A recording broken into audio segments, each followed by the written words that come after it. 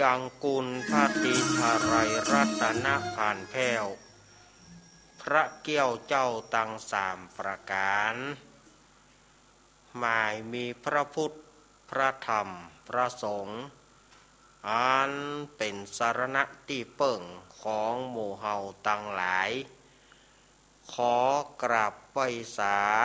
บุญญาปารมีธรรม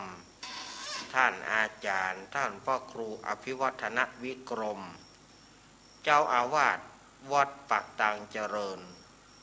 ผู้ดำเนินรายการเสียงธรรมแสงอรุณและรายการอู้จ่าภาษาธรรม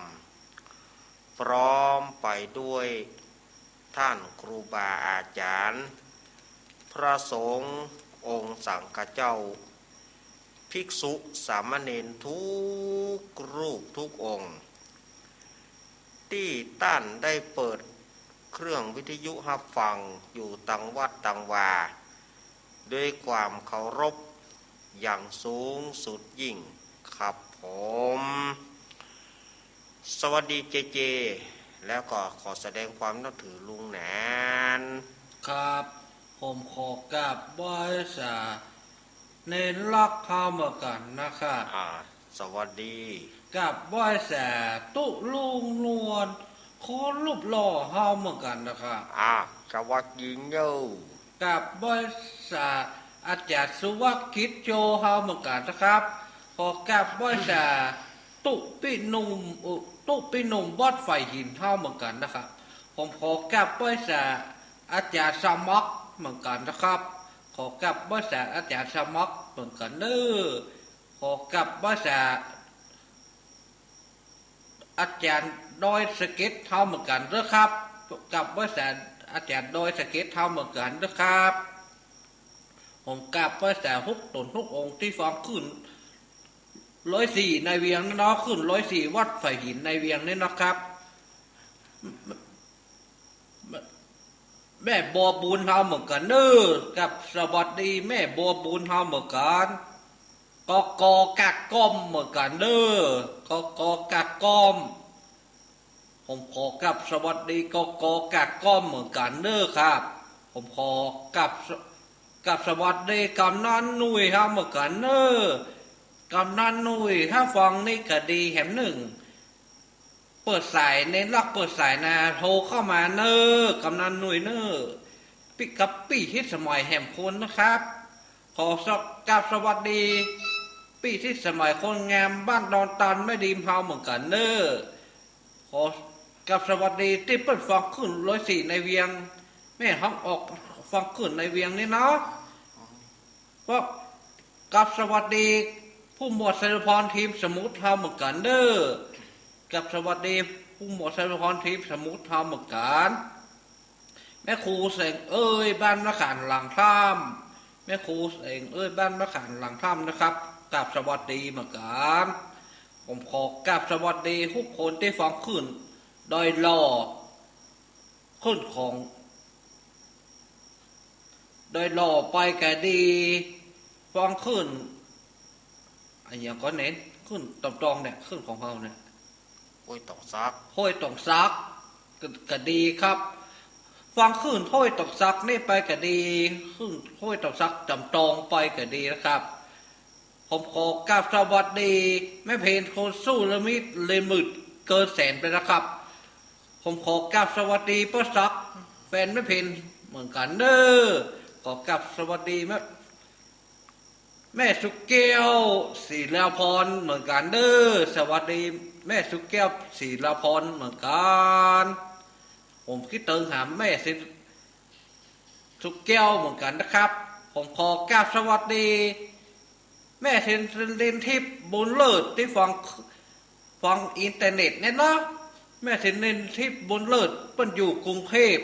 ผมขอกราบสวัสดีเหมือนกันเน้อผมขอกราบสวัสดีแม่เซนทิพย์ถ้าเน้นรักเปิดใส่แม่โทรเข้ามาก็ได้เน้อฮะแม่เต้งติ๊กมาตึงตอนครับผมขอกราบสวัสดีทุกคนเลยครับผมขอกราบสวัสดีทุกคนเลยกับภาษาตุลุงงัน วัดได้น้อยเฮาเหมือนกันนะครับวัดได้น้อยวัดได้น้อยหมู่ที่11ได้น้อยนะครับขอกราบสวัสดีเหมือนกันขอกราบสวัสดีแม่ครูได้น้อยเฮาแม่ครูฟองจันทร์เหมือนกันเด้อแม่ครูเสร็จฟองจันทร์นี่ก็ดีผมตึงคิดเติงข่าวคุกโคนนะได้น้อยนะโอ้ที่เติงข่าวคุกโคนเลยนะครับเฉพาะผมเป็นคนปัดคนได้ลองเหมือนกันหรอได้ลอกเกิงแล้วปอกเกิงประทักกันเรื่องเกิงครับขอกราบสวัสดีเหมือนกันเด้อครับขอกราบสวัสดีทุกคนเลยกับวัดสาเนนได้เลยครับเจริญพรคณะสัทธาญาติโยมศรัทธาสาธุชนโคนดีเฮาทุกท่านมาแล้วเนอมาแล้วมาปะก่อนในรายการธรรมะเพื่อชุมชน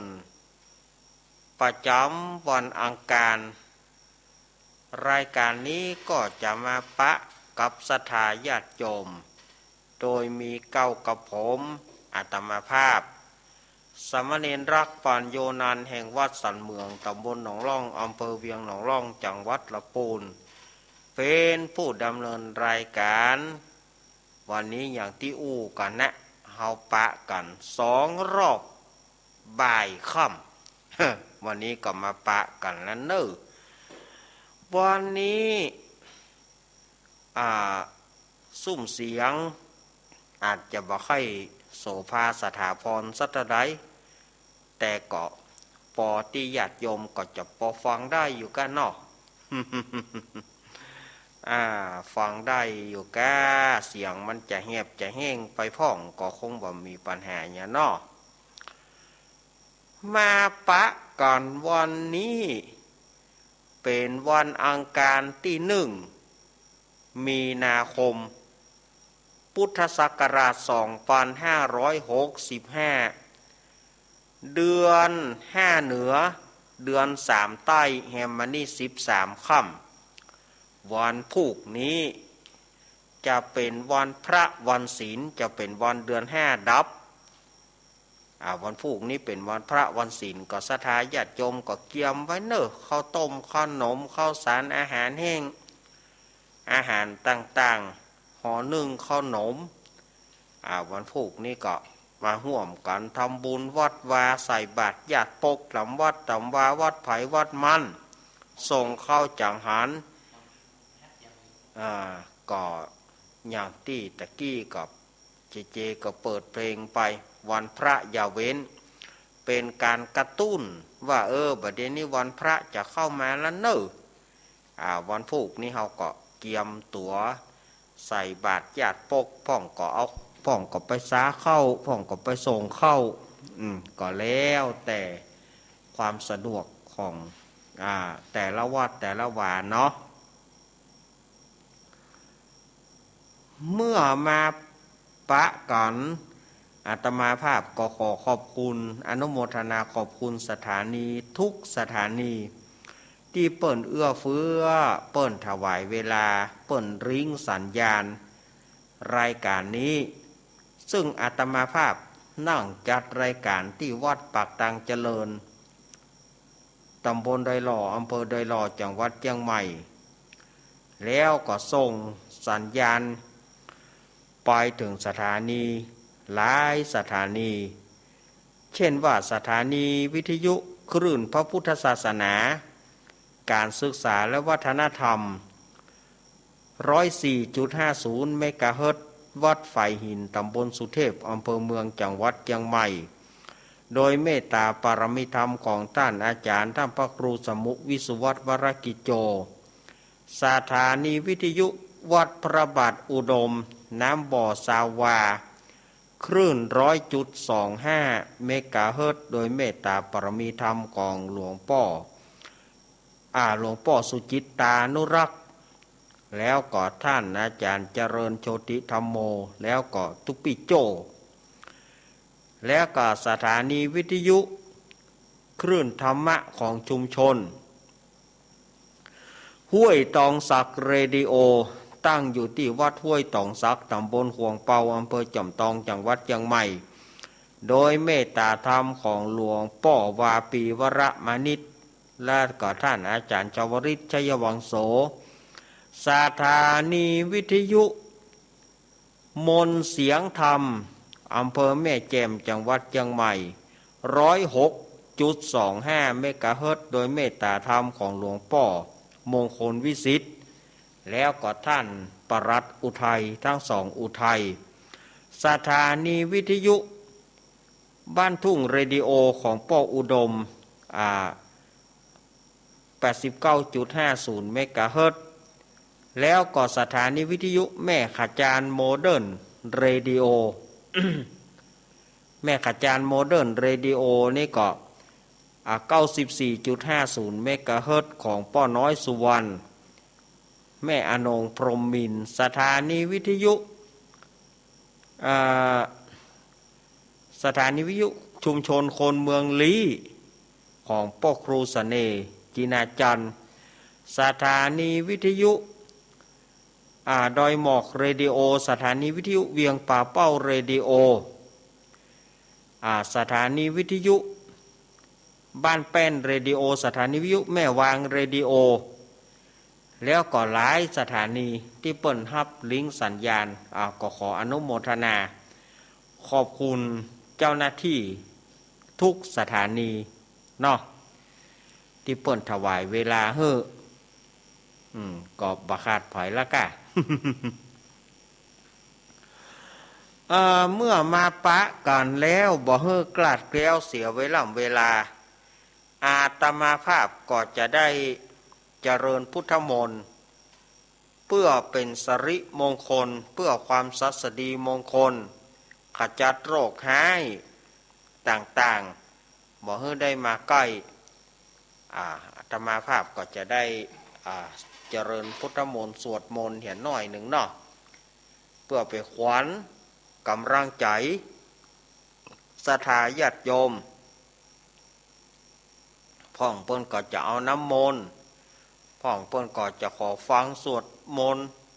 พ่องเปิ้นก็จะเอาน้ำมนต์ก็เกียมไว้ละเนี่ยถ้าอาตมาถ้าเป็นวันการเปิ้นก็จะเอาที่อาตมาภาพถ้าเป็นวันศุกร์เปิ้นก็จะเอาที่พระเดชพระคุณหลวงพ่อสุจิตานุรักษ์ศรัทธาญาติโยมเฮานี่ถือว่าเป็นผู้ที่โชคดีนะน้ำมนต์ออนไลน์นะศรัทธาญาติโยมน้ำมนต์ออนไลน์หาได้ที่คลื่นสีขาวของเฮาเนี่ยแล้วก็มีอยู่2วันอังคารแล้วก็วันศุกร์เนี่ยเป็นน้ำมนต์ออนไลน์เนอะเอาละอู้นักไปเวลาก็ไหลไปลุกรายการอื่นก็ยังมีปะเลอะปะเต๋อเอาศรัทธาญาติโยมเฮากราบพระนอกราบ1กราบ2กราบ3อรหังสัมมาสัมพุทโธภควาพุทธังภควันตังอภิวาเทมิสวากขาโตภควตาธัมโมธัมมังนะมัสสามิสุปฏิปันโนภควโตสาวกสังโฆสังฆังนะมามิเอาละอาตมาจะเจริญพุทธมนต์สืบของราชตาเนาะนะโมตัสสะภะคะวะโตอะระหะโตสัมมาสัมพุทธัสสะนะโมตัสสะภะคะวะโตอะระหะโตสัมมาสัมพุทธัสสะนะโมตัสสะภะคะวะโตอะระหะโตสัมมาสัมพุทธัสสะพุทธังสารนังกัจฉามิธัมมังสารนังกัจฉามิสังฆังสารนังกัจฉามิทุติยัมปิพุทธังสารนังกัจฉามิทุติยัมปิธัมมังสารนังกัจฉามิทุติยัมปิสังฆังสารนังกัจฉามิตติยัมปิพุทธังสารนังกัจฉามิตติยัมปิธัมมัง สารนังกัจฉามิตติยัมปิสังฆังสารนังกัจฉามิอิติปิโสภะคะวะอะระหังสัมมาสัมพุทโธวิจาจารณะสัมปันโนสุขโตโรกาวิโตอนุตตโรปุริสธรรมสารถิสัตตเทวมนุสานังพุทโธภะคะวะติสวากาโตภะคะวะตาธัมโมสันทิฏฐิโกอาการิโกเอหิปัสสิโกปานายิโกปัจจตังเวทิตาโพวินโยหิติสุปฏิปันโนภะคะวะโตสาวกสังโฆชุปฏิปันโนภะคะวะโตสาวกสังโฆยายะปฏิปันโน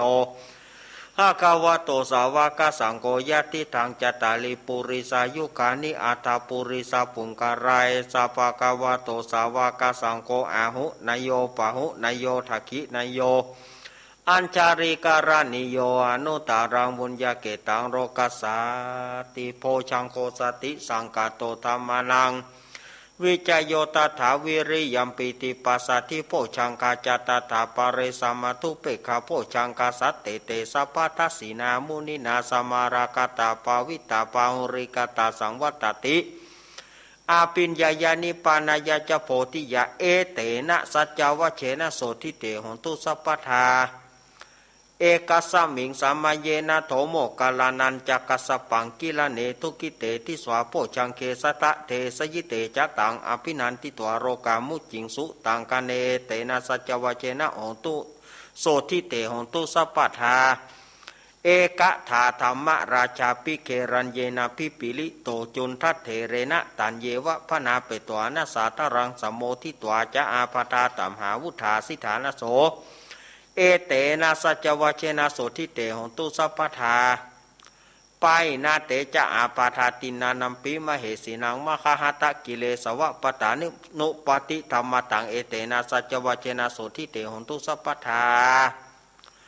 ยันตุนิมิตังอวมังการัญจโยจามนาโปสกุณสัสสโทปาปะกะหนทุสุปินากันตังพุทธานุภาเวนะวิเนสมินตุยันตุนิมิตังอวมังการัญจโยจามนาโปสกุณสัสสโทปาปะกะหนทุสุปินากันตังธรรมานุภาเวนะวินาสมินตุยันตุนิมิตังอวมังการัญจโยจามนาโปสกุณสัสสโทปาปะกะหนทุสุปินากันตังสังฆานุภาเวนะวินาสมินตุมหาการุณิโกนาโถอิตายสัพพปานินางปุริตปารมีสัมปปันโตสัมพุทธิมุตตมัยเตนะสัจวเจนะหตุเมจยมังกรังชัยยันโตโพธิยาโมเรสกายานังนันทิวัตโนเอวังตวงวิชโยหิชยสุชัยมังกะเลอปราจิตปรังกิสิเสปตภิปุกะเรอาภิเสเกสัพพพุทธานากาปโตปมุตติสุนากตังสุมังกรังสุปปตังสุติตังสุกโนสุโมโตจัสุยิถังพระมจาริโสภรักกินากายะกัมมวจกัมมังภรักกินังภรักกินามโนกัมมบันิทิเตภรักกินาภรักกินานิกัตตนารพันตเตภรักกิเนโสอัตราโทสุกิโตวิโรนโหพุทธศาสเนโรโกสุกิโตหิสหัสเปยติภิสาอัตราธาสุกิตาวิรุณหาพุทธศาสเนโรกาสุกิตาหิสหัสเปยติภิเตอัตราธาสุกิตาวิรุณหาพุทธศาสเนโรกาสุกิตาหัสหัสเปยติภิอิติปิโสวิเศษอิเสเสพุทธนาเมอิมินาพุทธถังสุอิสุตังพุทธปิติปัญจมาเรชิโนนาโถปโตสัมพุทธิมุตตมังจตุสัจจังปกาสติธรรมจักกัมปวัติเตนะสัจวเจนะโหตุเมชัยมังกรังพุทโธมังกลาสัมพุทโธสัมพุทโธทิปัทุตตโมพุทธมังกลามากามาสัพพทุกาปมุจเจเลธัมโมมังกลาสัมพุทโธกัมปิโลโตทัสโสอนุธรรมมังกลามากามาสัพพพยาปมุจเจเลสังโฆมังกลสัมพุทโธวราทคินโยอนุตตโรสังฆมังกรมากามาสัพพโรกาปมุจเจเลโอมติปะสหมังสะดับเทียนก้าวัดวาลูกเป็นเปลวไฟสลีกันใจกูเทียนนี้ปราบเมืองผีมากูดาวบ่ฮุกกี้เจนเต้าปราบกินมา101ภาษากูก็ปราบ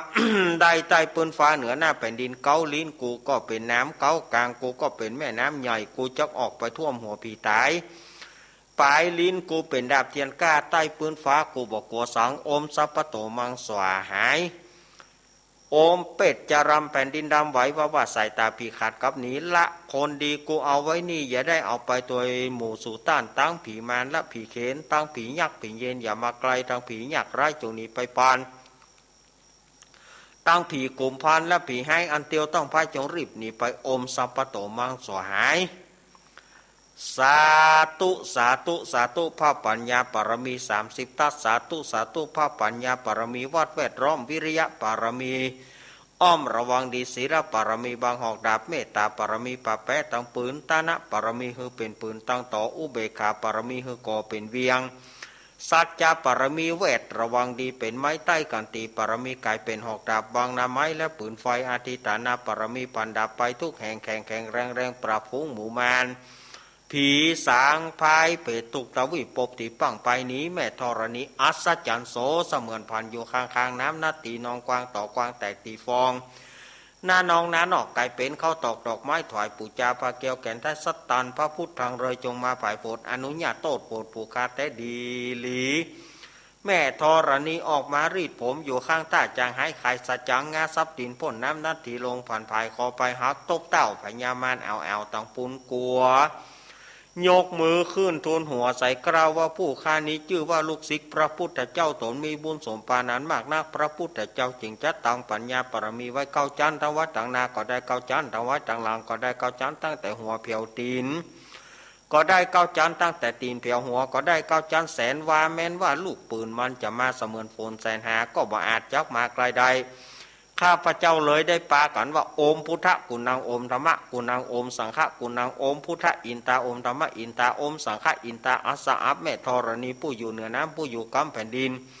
การข้าได้ระลึกคือถึงคุณพระปิตาคุณพระมารดาคุณครูบาอาจารย์คุณพระแก้วเจ้าทั้ง3ประการคือคุณพระพุทธคุณพระธรรมคุณพระสงฆ์คุณแดดคุณฝนคุณน้ำคุณลมคุณดินคุณไฟคุณกุศลเจ้าก็ดีกุลพระโตนพระวนาก็ดีกุลนางอุทราก็ดีกุลพระปัญเจกับพุทธเจ้าก็ดีกุลแม่ธรณีก็ดีกุลเจ้าแม่กวนอิมบรมโพธิสัตว์ก็ดีจงมารักษากำหน้าและกำหลังตนตัวข้าพเจ้าและคุณผู้ฟังรายการนี้ทุกสถานีนั้นจงจักมีเตี้ยงแต่ดิลิจิมแต่เตอโอมพุทโธพุทธังรักษาโอมธรรมโมธรรมรักษาโอมสังโฆสังรักษาโอมพุทโธพุทธังอรหังโอมธัมโมธัมมังอรหังโอมสังโฆสังอรหังโอมพุทโธพุทธังกันหะโอมธัมโมธัมมังกันหะโอมสังโฆสังอายุวโนสุขังพลังอิมัสสมิงมงคลจักรวาลทั้ง8ทิศประสิทธิจงมาเป็นกำแพงเกลียวทั้ง7ชั้นมาป้องกันหอมล้อมรอบครอบตัวอนันตาราชเสมานาเกเตสมันตาสัตโยจนะสัสตาสหัสนิพุทธจารปริเกเตระกันตุสุรกันตุอิมัสสมิงมงคลจักรวาลทั้ง8ทิศประสิทธิจงมาเป็นกำแพงเกลียวทั้ง7ชั้นมาป้องกันหอมล้อมรอบครอบตัวอนันตาราชเสมานาเกเตสมันตา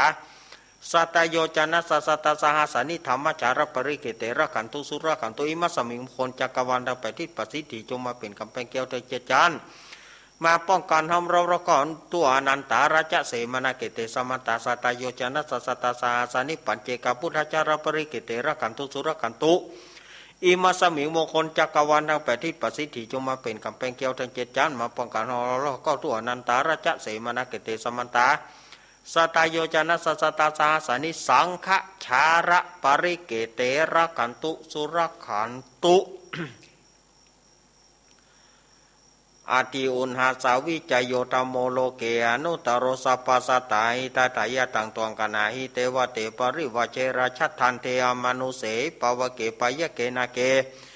วิเศปุเตะกาลามารเนนะจัสสะปะสมามารณะมุตโตทะเปตัวกาลามริตังตัสเสวะอานุภาเวนะหุนตุเทโวสุขิสัทธาสุทัสสิลัง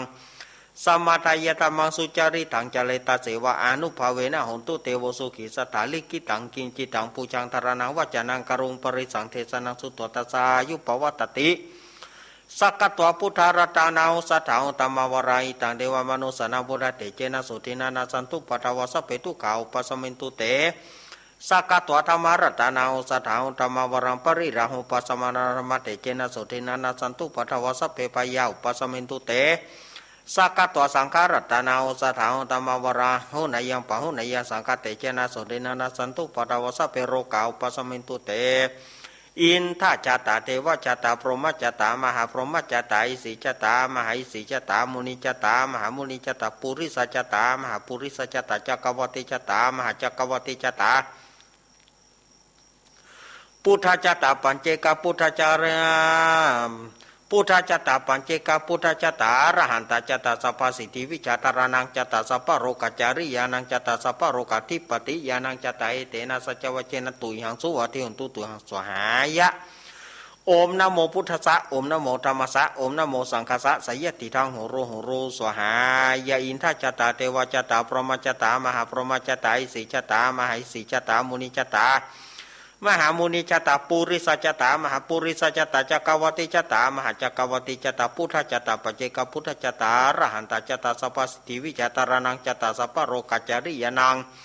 จตาสัพพโรกัทิปติยานังจตาเอเตนะสัจวเจนะตุยหังสุอธิหุนตุตุยหังสวหายะโอมนะโมพุทธัสสะโอมนะโมธัมมัสสะโอมนะโมสังฆัสสะสยติทังโหโรสวหายะอินทจตาเทวจตาพรหมจตามหาพรหมจตาอิสิจตามหาอิสิจตามุนิจตามหามุนิจตาปุริสัจตามหาปุริสัจตาจักรวัติจตามหาจักรวัติจตาพุทธจตาปัจเจกพุทธจตาอรหันตจตาสัพพสิทธิวิจตารนังจตาสัพพโรกัจจาริยานังจตาสัพพโรกัทิปติยานังจตาเอเตนะสัจวเจนะตุยหังสุวะทิหุนตุตุยหังสวหายะโอมนะโมพุทธัสสะโอมนะโมธัมมัสสะโอมนะโมสังฆัสสะสยติทังโหโรสวหายะปุตตะกะโมระเพปุตังธนากาโมระเพทนังอธิกายเยกายยายะเทวนังปิยตังสุตวาอิติปิโสภควายมราชาโนท้าวเวสสุวรรณโนมรณังสุขังอรหังสุขโตนะโมพุทธายะจายาสานากาตาพุทธาเจตวามารังสาวหานังจตุสัจจังสัพพังราสังเยปิวิงสุนราสภาตันหังการาตายโยพุทธาทาวิสตินายกาสเพปฏิติตาไมหังมาตาเกเตมุนิสารสิเสปฏิติโตไมหังพุทโธธรรมโมทวิโรจเนสังโฆปฏิติโตไมหังอุเรสภกุณากโร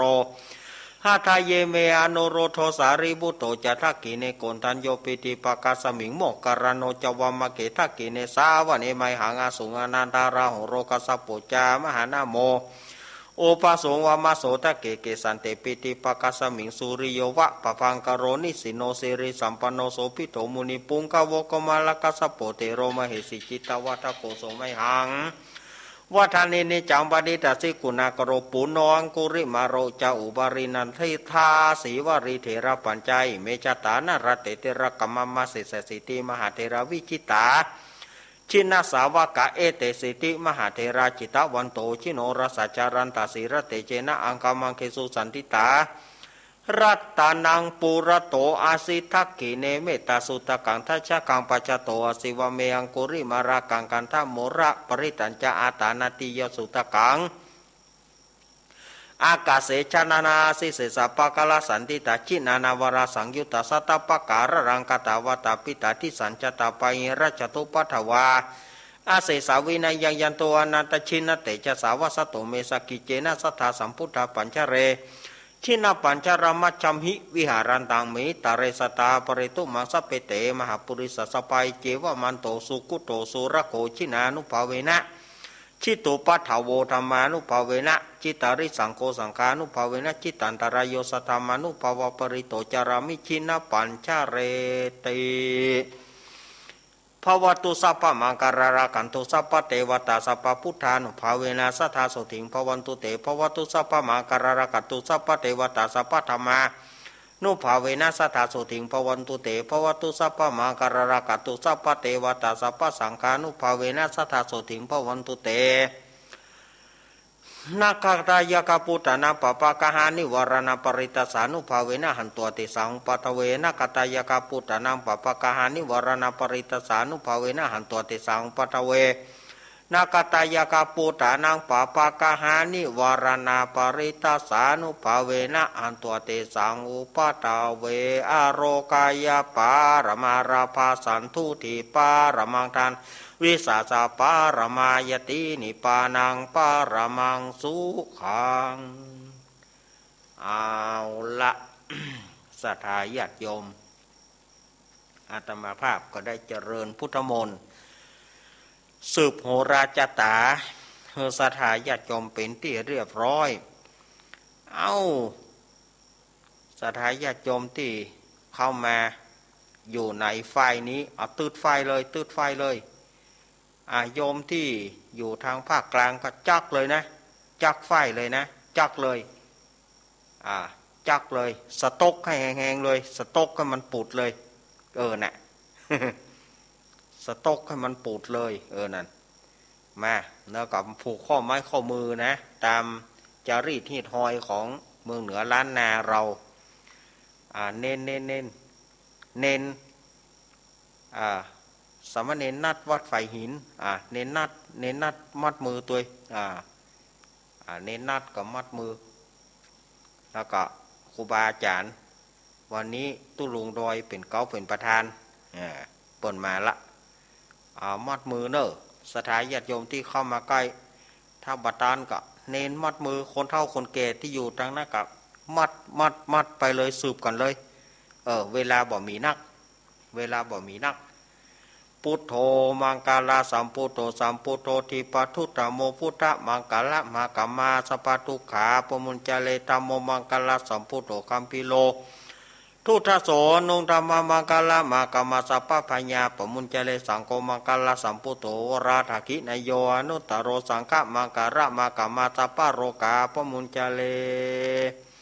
สัพเพพุทธาปรปตาปเจกานันจยังภราระหันตานาจเตเจนาระขังวันตามิสัพพโสสัพเพธรรมาปรปตาปเจกานันจยัง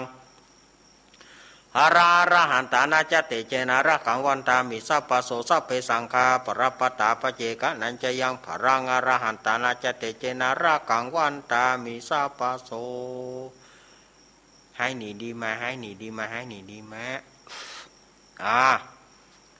ละสถาญาติโยมต่อไปปวินันทากรรมสลุงพรมน้ำมนต์เนอะปวิภาคนี้ลุงอ้ายว่าโอ้ลุงอ้ายบอกใครไหวนะลุงอ้ายเลยบอกแม่เอาวินันทาก็กรรมแล้ว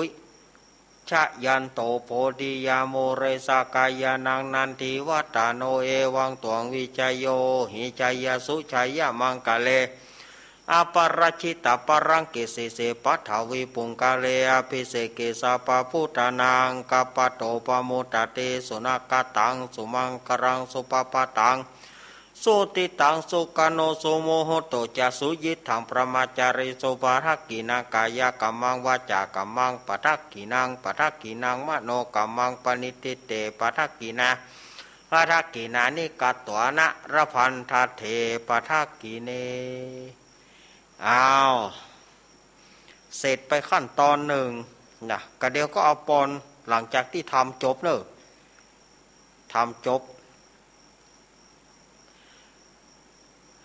เขาได้เจริญพุทธมนต์แล้วนะก็ขออนุโมทนากับญาติโยมเนอะวันนี้อาตมาภาพจะได้น้อมนำพระสัทธรรมเทศนามหาจารย์เวสสันดรชาดกการที่12คือการสักกติหรือว่าการชักกษัตริย์สำหรับผู้ที่เกิดปีไก่ปีกุลปีหมูเปิ่งจ้างเนอะผู้ที่เกิดปีไก่ปีกุลปีหมูเปิ่งจ้างทำปีนี้นะทำชะตาปีเกิดนี่เนอะผู้ที่เกิดปีกุลปีหมูเปิ่งจ้างนั่นนะมันถึงไปปีเดียวหมูกับจ้างอันเดียวกันเจ้าภาพรักอย่างเป็นทางการป่อสมศักดิ์แม่สีเพนขาวเตี้ยแม่ฟองคำจีนาอินายอเนกนางจินตนาพรน้องปลายฝนแล้วก็ป่อผู้กองพรศักดิ์แม่คนนายประนอมพรหมสุวรรณดีนี้เปิ้นก็จะร่วมกันเนอะเปิ้นจะตานไปหาป่ออุ้ยน้อยปานแม่อุ้ยเงินก็ป่อสีแม่สอนอุ้ยเกี้ยวอุ้ยอินอุ้ยทาอุ้ยสุกอุ้ยทาป่อสอนชัยป่ออุ้ยคำแม่อุ้ยทาอันนี้เปิ้นจะตานนี่นะอันนี้สำหรับป่อสมศักดิ์แม่สีเพนเนาะอันนี้ก็ ยินดีเนอะแม่อุ้ยล่าวงสายะ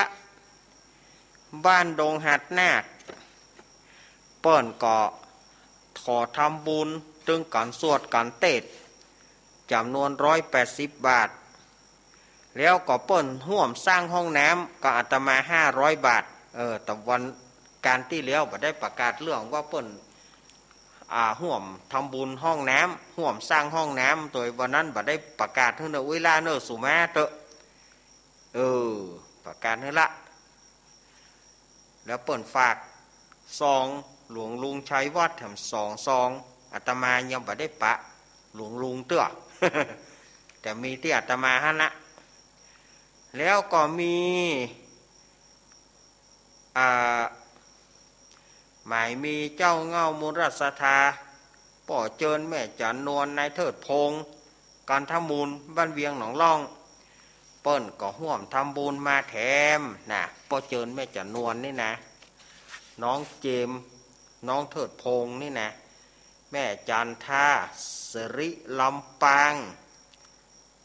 นี่เปิ้นก็ห่วมทำบุญมานายอุทิศนางพิกุลกิติจิต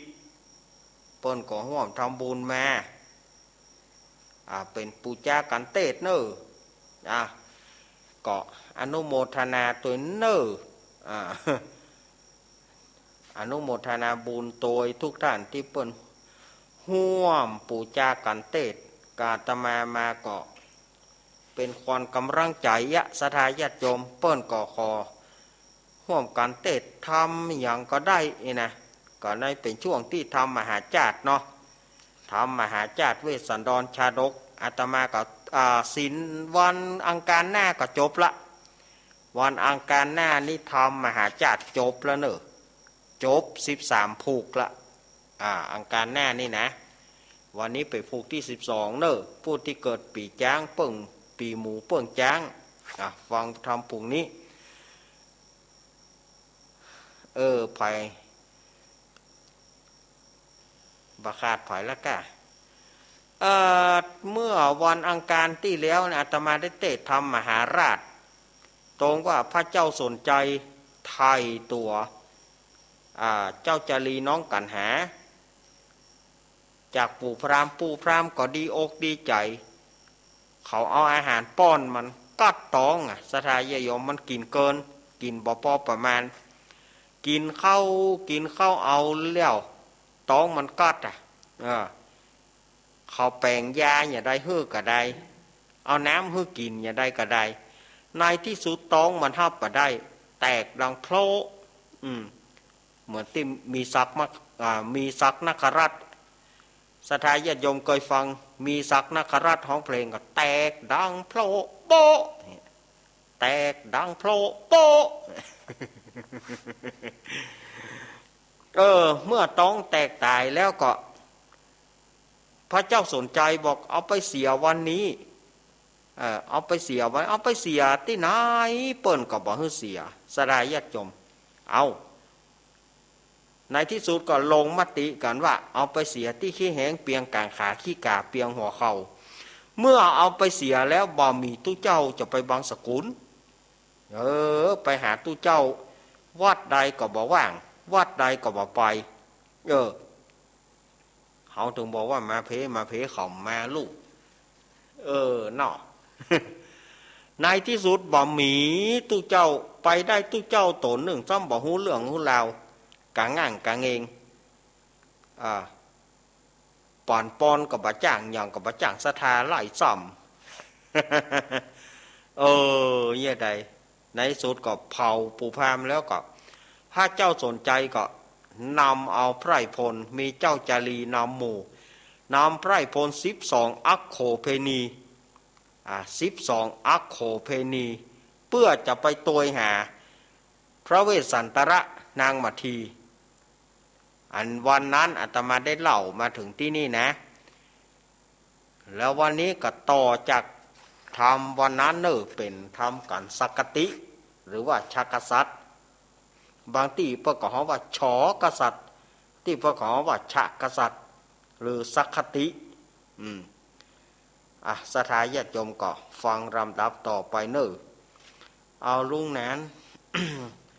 ขอเจิญลุงหนานมารัตนาให้กำเนิดขอนิมนต์ลูกศิษย์พระมุนีโต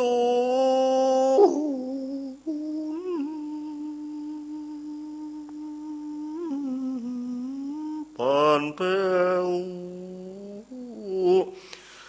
ขึ้นนั่งธรรมาสแก้วเต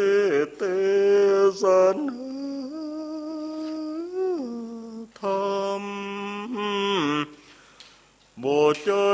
ก็ม่อน้อยจักแกล้งเขนอกับจา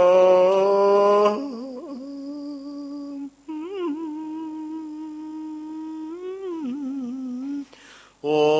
ใส่ละบำไปถึง2 3 4 5 6 7 8 9บังการพระคุณเจ้าอิดในก็ยอบยังก้อยเตสันไปโอนิมนต์พระสายใจตั้งนะโมไป1 ทราสาธุสาธุสาธุอนุกรรมปิมังปัจจังอาราธนังกัลโลมานิมนต์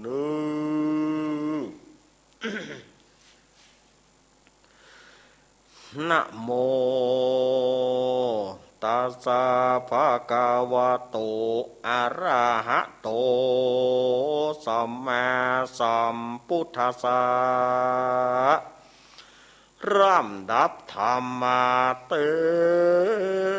สนามาบอกขาดมาถึงยอดสักกติมากระเริงการรองผูกสุดผูกซอยป่าเมื่อเจ้าย่อซอยจารีได้นำเอาคนตั้งหลายตั้ง12 อัคโคเพนีก็เข้าไปสู่ป่ายามนั้นก็มาถึงสมุจริมอันมีสีแจงดังโคนตกแต่งแปลงเอาเจ้าขิงเราก็ป่าไปถึงอาสาสาในสถานที่นั้นอ่านว่าหมู่จ้างตั้งไรร้องเส้นมาหิเห็นไปมาฝูงโยธา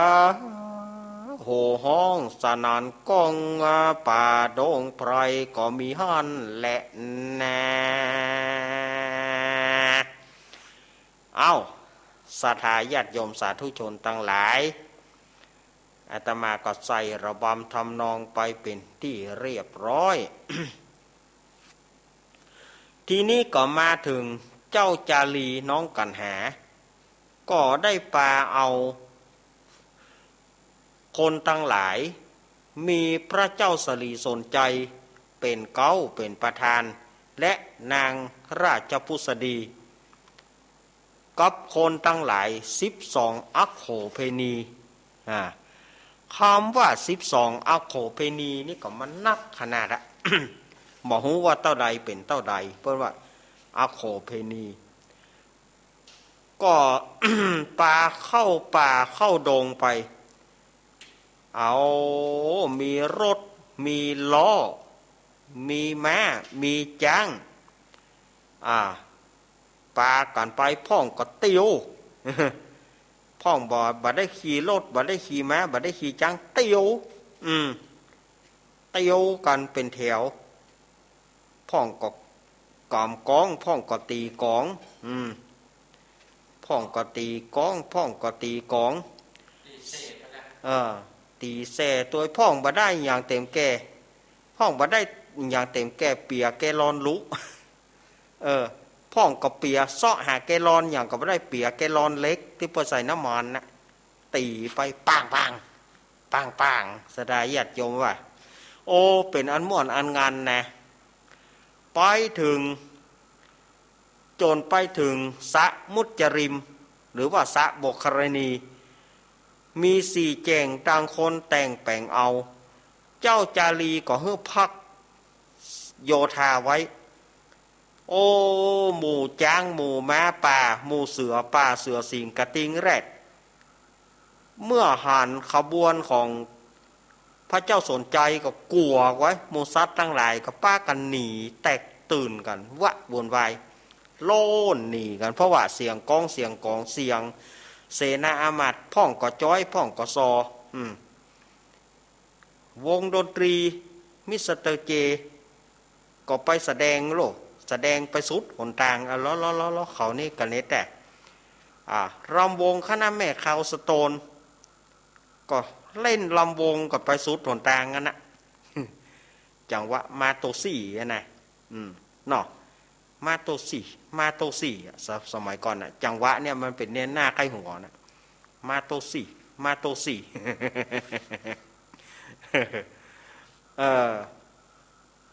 โอ้สะพ่องจ้างจ้อยสะพ่องจ้างซอโหกันตึงยามนั้นพระเวสสันตรสีได้ยินเสียงโคนโหกันก็โหมาที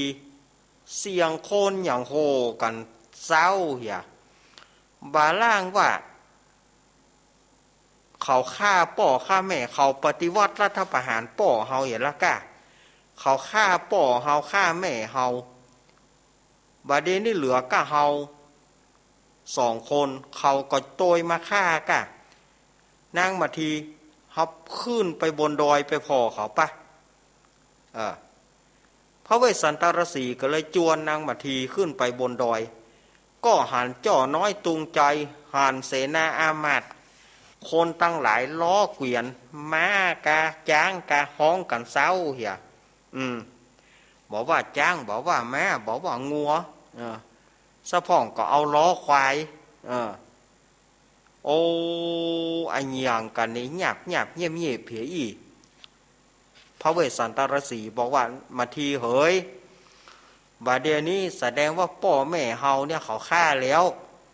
เขาประหารชีวิตแล้วเหลือก้าเฮาเขาก็ยังจะตัวมาฆ่ายามนั้นพระเวสสันตรสีก็ สติแตกนะพระเวสสันตรสีนี่สติแตกเกิดความกลัวขึ้นมา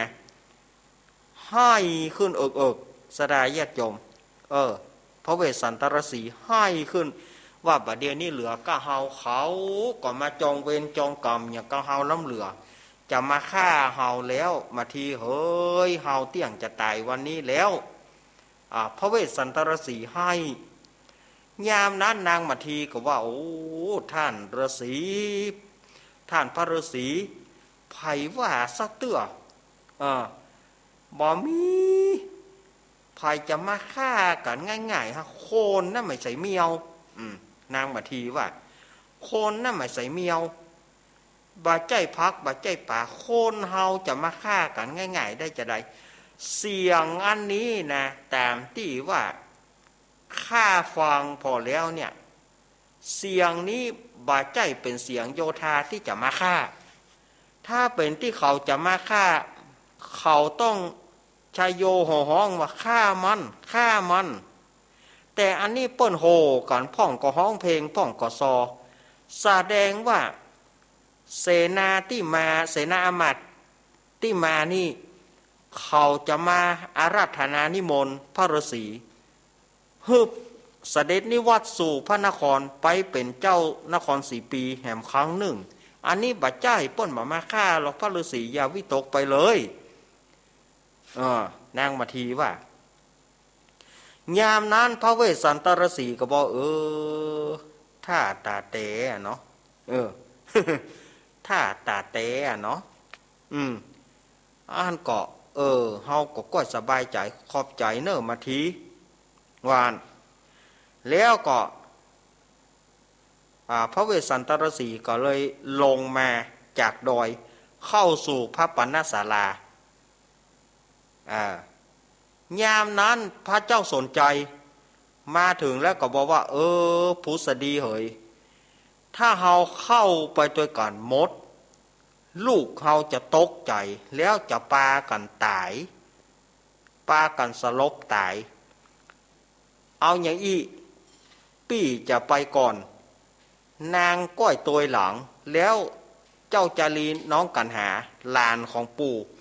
ก้อยไปตัวหาเมื่อลูนพระเจ้าสนใจก็เลยเสด็จยัวริยาตยัวริยาตก็แสดงว่าเสด็จก้อยเตียวมาเนี่ยบางคนไปเอาทำป้นเสียนะยัวริษยาตบถูกนะมันเป็นการอ่านนี้การเตะทำที่บถูกยัวริษยาตบะใจอ่านว่ายัวริยาตยัวริยาตก็ก้อยเสด็จก้อยเตียวมาเยาะยองมานั่นนะมันถึงจะถูกนะสถาญาติโยมเมื่อพระเวสสันตรสีและนางมัทีหานยานโอ้ป่อเฮามาลูกมัทีเสด็จป่อเฮามารู้ทั้งพระเวสสันตรสีกับนางมัทีก็โล่นเข้าไปพอไปถึงนางมัทีก็กราบพระบาทพระเจ้าสนใจว่าเสด็จป่อข้าหม้อน้อยจื่อมัทีข้าน้อยขอกราบปะตะเสด็จป่อเจ้าพระเจ้าสนใจบอกออกบอกบ่ถูกน้ำตาไหลกัดอกอีป่อหูอีป่อหันเนอีป่อหยังบ่ได้อีป่อกัดอกอะ พระเจ้าสนใจก็ก้อยระงับถามว่าเจ้าสองพี่น้องอยู่ในป่าในโดงเนี่ยสบายดีก่อ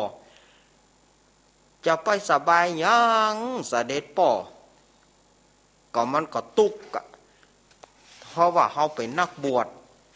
ก็เสวยลูกไม้หัวมันนี่ก็บ่เหมือนเสด็จป่อหรอกเสด็จป่อนี่ได้เสวยเข้าน้ำโภชนะอาหารลาบพ่องแกงพ่องลูกนี่ก็เสวยลูกไม้หัวมันนางมาทีก็ไปเสาะหาลูกไม้หัวมันนะกะลูกเอ้ยจะไปประชดป่อเตอะจะไปว่าแดกว่าย่อกันเถอะว่าแต่ว่าเจ้าเขาเป็นอย่างไรงูกาหยางกาสัตว์ให้บ่มากะบ่มาเฮาแผ่เมตตาฮื้อพระเวสสันตรสีกับนางมัทีเฮือป่อฟังสารทุกข์สุขดิบว่าป่อเสด็จป่ออยู่สบายดีกะรถอย่างเสียพ่องม้าตายไปก่องัวควายตายไปก็บาตายอย่างก็ยังมีอยู่ครบอยู่แล้วก็แม่พุทธดีเราไปจะได้พ่อง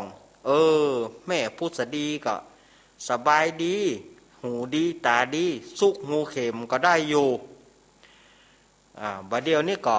แม่พุทธดีก็มาตัวล้อแม่ก็มาตัวล้อกำเดียวก็ไถ่อย่าตัวป่อมาละพระเจ้าสนใจพระเวสสันดรนางมัทีสารทุกข์สุขดิบต่างๆแล้วก็ถามว่าพระเวสสันตรสีก็ถามว่าเสด็จป่อปอหูข่าวเจ้าจารีน้องกันหาก่อข้าได้ฮื้อตานไปเมื่อเกิงเดือนที่แล้วเนี่ยลูกเขยบัดท่ากังวลเจ้าจารีน้องกันหาป่อได้ถ่ายมาแล้วกำเดียวก็จะตัวมา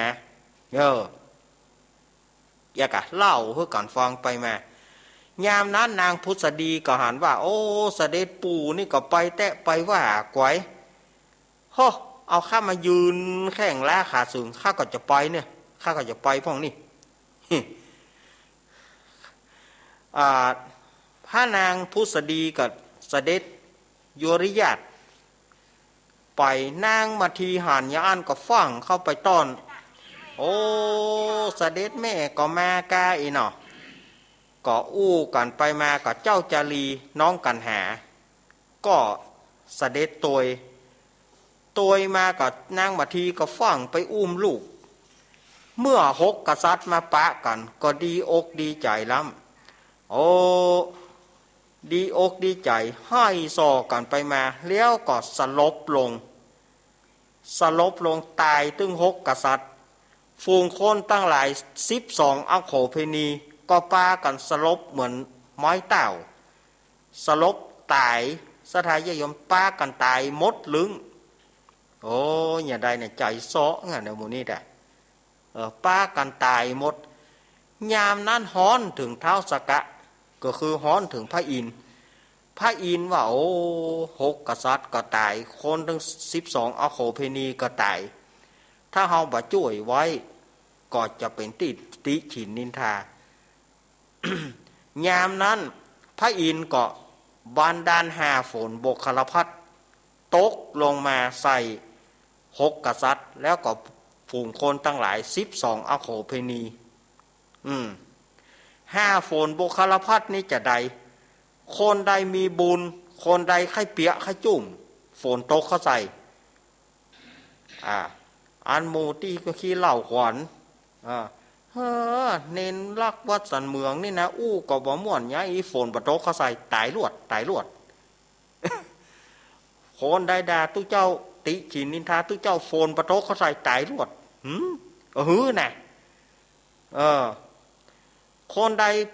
เป็นใจบุญใจกุศลอู้ถูกต้องฝนตกเข้าใส่คืนมาคนใดจังพระเวสสันดรคนใดติฉินนินทาพระเวสสันดรฝนบ่ตกเข้าใส่ตายรวด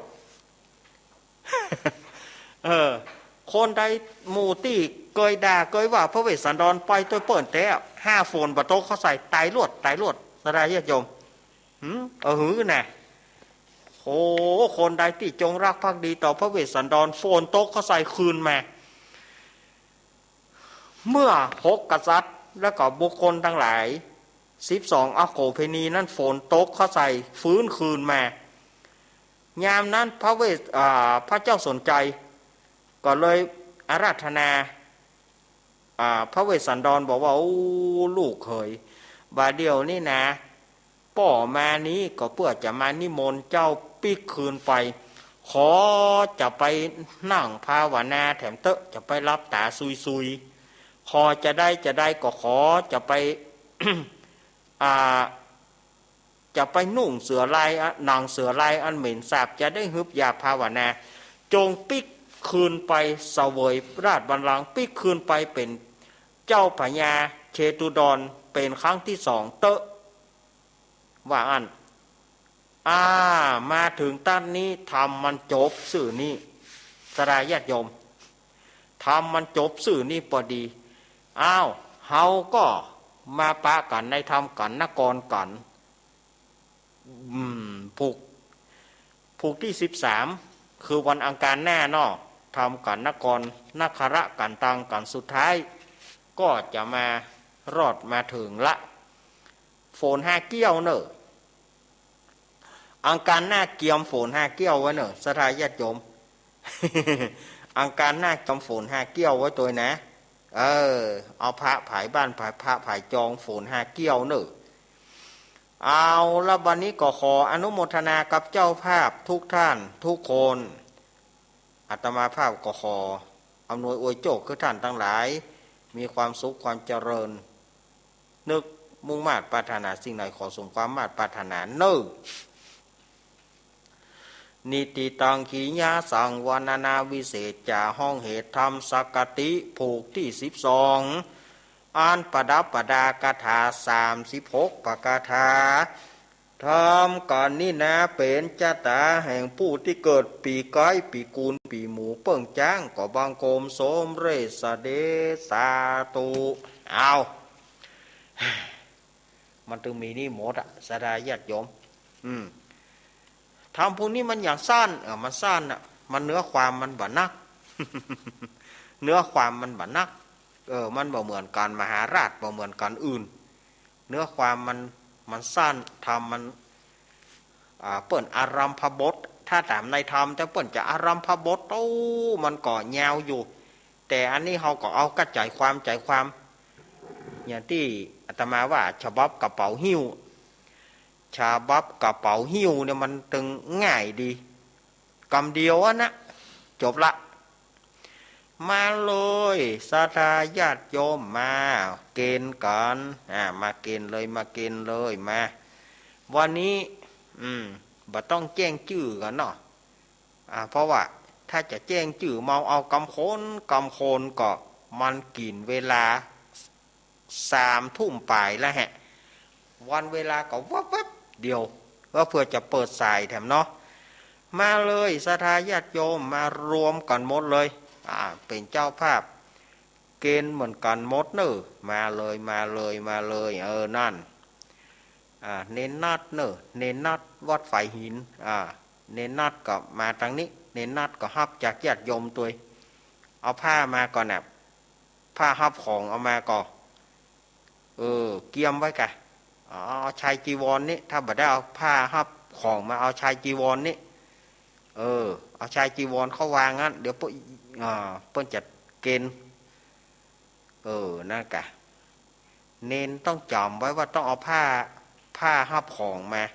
ผ้าอุตราน่ะผ้าอุตราต้องเอามาเนอะกับนี้นะอีกเตรียมพร้อมกันแล้วเนาะได้เกณฑ์แล้วเนาะศรัทธาญาติโยมตั้งจิตตั้งใจฮับปอนญาติน้ำไหมตาเนอยะถาวริวหาปุราปริปุเรนติสาครังเอวะเมวะอิโตตินังเปตนังอุปคปติอิชิตังปฏิตังตุมหังคิปะเมวะสมิสตุสัพเพปุเรนตุสังกปาจันโทปนารโสยถามณีโชติรโสยถาสัพพิติโยเวชันตุสัพพโรโกวินาสันตุมาเตภวัตวันตรายโยสุขีติกายุโกภวะพิวาทนาสิริสนิจังวุธาปจายโนจัตตารโอธรรมาวัฏันติอายุมโนสุขังพระลังสาตุผ่านไปแถมขั้นตอนหนึ่งเนี่ยมันมีหลายลึบหรอกศรัทธาญาติโยมอาตมารายการนี้นะมันมีหลายลึบหลายตอนก่อนที่จะถึงช่วงของเล่าเจี้ยโดยปีพิสมัยอาตมาตอบปัญหาแม่เสานี่อยู่บ้านเลี้ยวอีกชื่อเปิ้นนะว่าแม่เสาอยู่บ้านเลี้ยวอำเภอโป่งจังหวัดพะเยาแม่เสานี่เปิ้นถามมาเป็นความจริงก็เป็นอมตะปัญหาอมตะนิรันดรการปัญหาอมตะนิรันดรการจะไร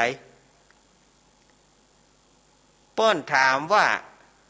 ลูกตายไปหลายปีละแล้ว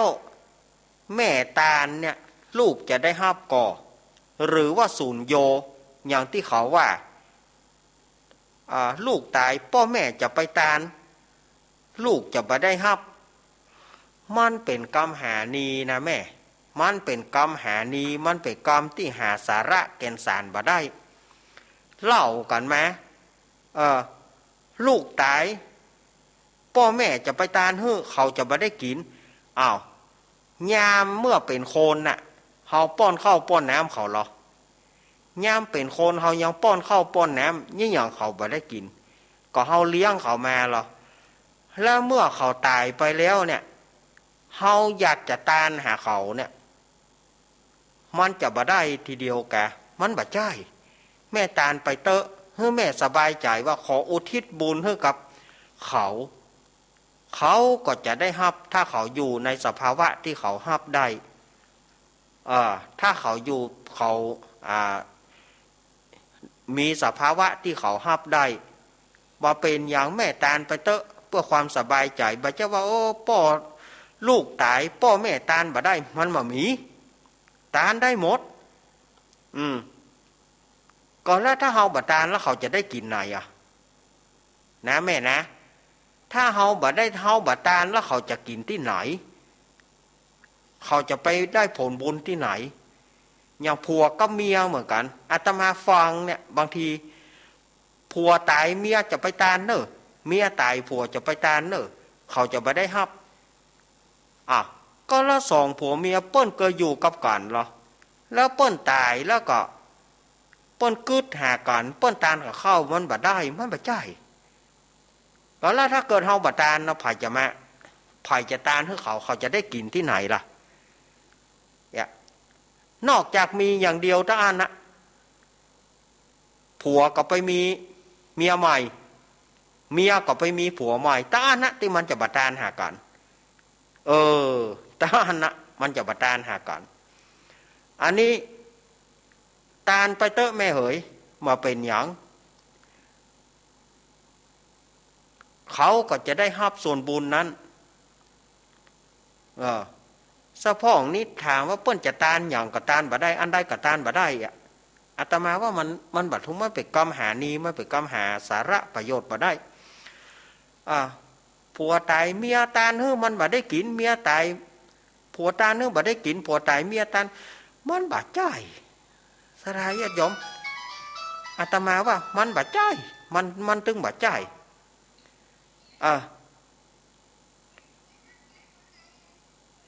จะได้มันก็บ่ใจแม่เอ๋ยตานไปเตอะเนอะอย่ากังวลนะตานไปเตอะเฮ้อแม่มั่นใจว่าแม่ตานดีแล้วแม่ทำดีแล้วมีอย่างหนึ่งด้านนะที่จะบตานก็คือว่าแม่ไปมีป่อใหม่แล้วป่อใหม่จะบตานให้ลูกตาอันนั้นอันนี้ลูกเนนอู้ไปอีแม่ศรัทธาญาติโยมจะไปโคดนะเพราะมันเป็นคำถามที่ตั้งแต่จัดรายการมาเนี่ยอาตมาจัดรายการ10 กว่าปีอาตมาก็ได้ญาติโยมแม่จะได้คลิปถามเบอร์ครับบอกเพิ่มบอกเบอร์ให้แม่ครับเดี๋ยวก่อนเนอะแม่จะเอาเบอร์กะเดี๋ยวบอกเบอร์มาทางใครทางไม่ดีมาได้เดี๋ยวแม่เดี๋ยวเนาะก็เดี๋ยวจะบอกเนอะแม่เนอะเพราะว่ามันกำลังอู้ติดพันเนาะก็จะโทรเข้ารายการไปที่กันนะกำเดียวเพราะว่ากำลังอู้อยู่ก็ได้จะบอกกำลังอู้อยู่ครับได้บอกทางวิทยุเนอะครับเพราะมันบัดสะดวกเพราะว่ากำลังอู้อยู่ศรัทธาญาติโยมทั้งหลายถ้าว่าเฮาการกินการตานเนี่ยศรัทธาญาติโยมจะบ่ต้องว่าคนนั้นตานบ่ได้อย่างการตานตุงอย่างหนึ่งการตานตุงอายุบ่ถึง60จะไปตานตุงแล้วเมินไหนมันป่วยหลวงแล้วเฮาหูว่าเฮาอายุเฮาจะถึง60หรือไม่อาตมาให้แอนตี้เหมือนกันนะบางทีว่าอายุบ่ถึง60จะไปตานก็แล้วเมินไหนมันป่วยหลวงมันจะป่วยหลวงกู้ปีหรอแล้วเมื่อใดมันจะถึง60เพื่อนั่นน่ะท่อมที่ตายก่อนบ่ตานไปเถอะโยมเหยอย่าเขาว่านะตานตุงใจมันใจแกว้งใจไหวมันบ่เกี่ยวอาตมาแอนตี้ไว้เลยมันบ่เกี่ยวการกินการตานนะเมื่อตานเมื่อไรก็ได้เขาแค่ตานเขาก็ตานอายุ60ก่อนเขาถึงก่อนเขาแน่ใจก็เขาจะถึงญาติโยมเหยจะไปโคดเนอะอาตมาว่าไปนี่นะจะไปโคดเอาอีดีกว่าพอแล้วเนาะแรงอู้มากับแรงใจขึ้นแต่พี่พิสมัยพร้อมหรือยังวันนี้พี่พิสมัยจะมาเล่าเกี้ยเอาป่านให้พี่พิสมัยตัวถ้าว่ากะอาตมานี่อาตมาก็จะว่าไปนักอยู่นะมันเลิกนะถ้ากรรมแต่ละกรรมอาตมาก็โยกเครื่องพี่พิสมัยแล้วก็อาตมาจะวางสายเนอะพี่พิสมัยมาหมอยถ้ามาก็มาเลยเนอะพี่พิสมัยมาก็มาเลยพี่พิสมัยขอสูมาเตอะเนาะวันนี้ก็จะได้เฮ้พี่พิสมัยได้เหล่าเจียมาก่อนนี่พี่มาแล้วก็มาก่อนเดี๋ยววางสายให้กันเนอะเดี๋ยวเคลียร์สายให้กันมาละพี่พิสมัยถ้าพร้อมมาเลยเนอะมาพร้อมมาเลยเนอะอันนี้ก็ศรัทธาญาติโยมบางสิ่งบางอย่างคนเฮาเนี่ยว่าหลายคนที่เขาอู้กันมานะตานขันเข้าวันพุธเปิ้นบอกฮื้อตานมันแม่นก็อาจารย์ การต้านขันเข้าเนี่ยป่นบาจำกัดการนะเนี่ยอย่างวันปุดที่ว่าผีบากินคือป่นเลี้ยงเจ้าตี้เลี้ยงเจ้าตี้เลี้ยงปู่ย่าอันนี้เปิ่นว่าวันพุธเพราะว่าเปิ่นไปประชุมเปิ่นไปประชุมปีมาแล้วเนาะปีว่าไปเลย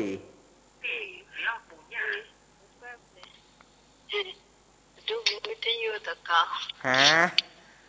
จะดูวิทยุตะเกาเอาไปสะดุ้งมาเทศอย่างนั้นอ่ะได้นะที่ตำใช่ไหมตัวแต่งเจ้าละเจ้าอันนี้กัน12แล้วเนาะครับกันนี่ก็ถ้าเป็นเตะแต่เนี่ยเขาเตรียมเหรียญสตางค์เหรียญบาทเนาะเหรียญขนมมองนะเนาะลูกอมนะแน่กะจงจ้ะจงต่อวิหารนะจะได้มันจะมีเตะแต่จ้ะข้าเตะแต่กับนิมนต์แหละมีการจะไปเยี่ยเหอะถ้าเป็นแต่นะถ้าช่วยกันนี่ให้ได้แต่เนอะนั่นนะเจ้าก่อนอื่นก็ต้องกราบนมัสการครูบาอาจารย์ทุกรูปทุกองค์ที่ฟังรายการขึ้นสีขาวนะเจ้าทุกรูปโดยพอทุกสถานีทุกจังหวัดทุกอำเภอแล้วก็กราบนมัสการพระอาจารย์นรักปัญโยนันท์นะเจ้าเจริญพรแล้วก็น้องเจตัวเจ้าแล้วก็ขอสวัสดีคุณผู้ฟังที่อยู่ทางบ้านทุกคนทุกท่านนะเจ้าที่ฟังรายการคลื่นสีขาวของเขาทุกอำเภอทุกจังหวัดเนาะต่างจังหวัดด้วยนะเจ้าสำหรับวันนี้เจียนะเจ้าที่เดี๋ยววันนี้เป็นเรื่องของครอบครัวหนึ่งที่เป็นคนเชียงใหม่เขาเนี่ยพ่อก็เมืองแม่ก็เมืองพ่อนี่เป็นคนเชียงใหม่เขาเนี่ยลูกก็เมืองไม่ใช่ลูกชายนะบางทีเนี่ยพ่อชอบกินเหล้าเนาะกินเหล้าแล้วก็ลูกไปหน่อยลูกไว้นี่หน้าที่ของพ่อนี่ต้องขี่รถมอเตอร์ไซค์ไปส่งลูกแกหรอกลูกแกนี่ก็สักอายุสักเท่าไหร่ฮะป.5 ป.6นี่เนาะจะไปโรงเรียนหรออันบอกว่าลูกแกแต่งตัวเสร็จเรียบร้อยละมายืนสะพายกระเป๋ารอพ่อแต่งตัวเสร็จละเดี๋ยวก่อนสิลูกพ่อยังไม่เสร็จเลยกำลังล้างหน้าอยู่เอาใส่ลูกพ่อใส่ลูกนะลูกก็เตียวไปเตียวมาแหวดอยู่ฮะน่ะรอไปจัดเมินไป10 นาทีแกก็ไถ่คิดว่ามันอย่ามาจ้าได้จ้าว่าพ่อมันไงจะแล้วสักเตื้อนอกจะไปโรงเรียนแล้วควายก็น่ะมันจะมาตันบ้านนะพ่อเดี๋ยวพ่อหากุญแจรถอยู่ลูกอีกแป๊บเดียวเดี๋ยวได้อีกแล้วเป็นไทยใส่ลูกมันกำเดียวอันแม่คอยเนาะแม่คอยแม่คงปล่อยน้องคนเนี้ยก็คืออุ้ยมันเนาะอุ้ยของอีน้องคนนี้เนาะแล้วเป็นเพิ่นฮ้องว่าย่าก็ย่าเนาะย่าเพราะว่า เป็นแม่ของพ่อคนนี้หรอกเออเออเมาอหย่างปลาล้ำมาเหลือแต่เจ้าอาหารลูกกินยืนท่านน่ะถ้าเจ้าล่ะเมาทายอยู่ท่านน่ะ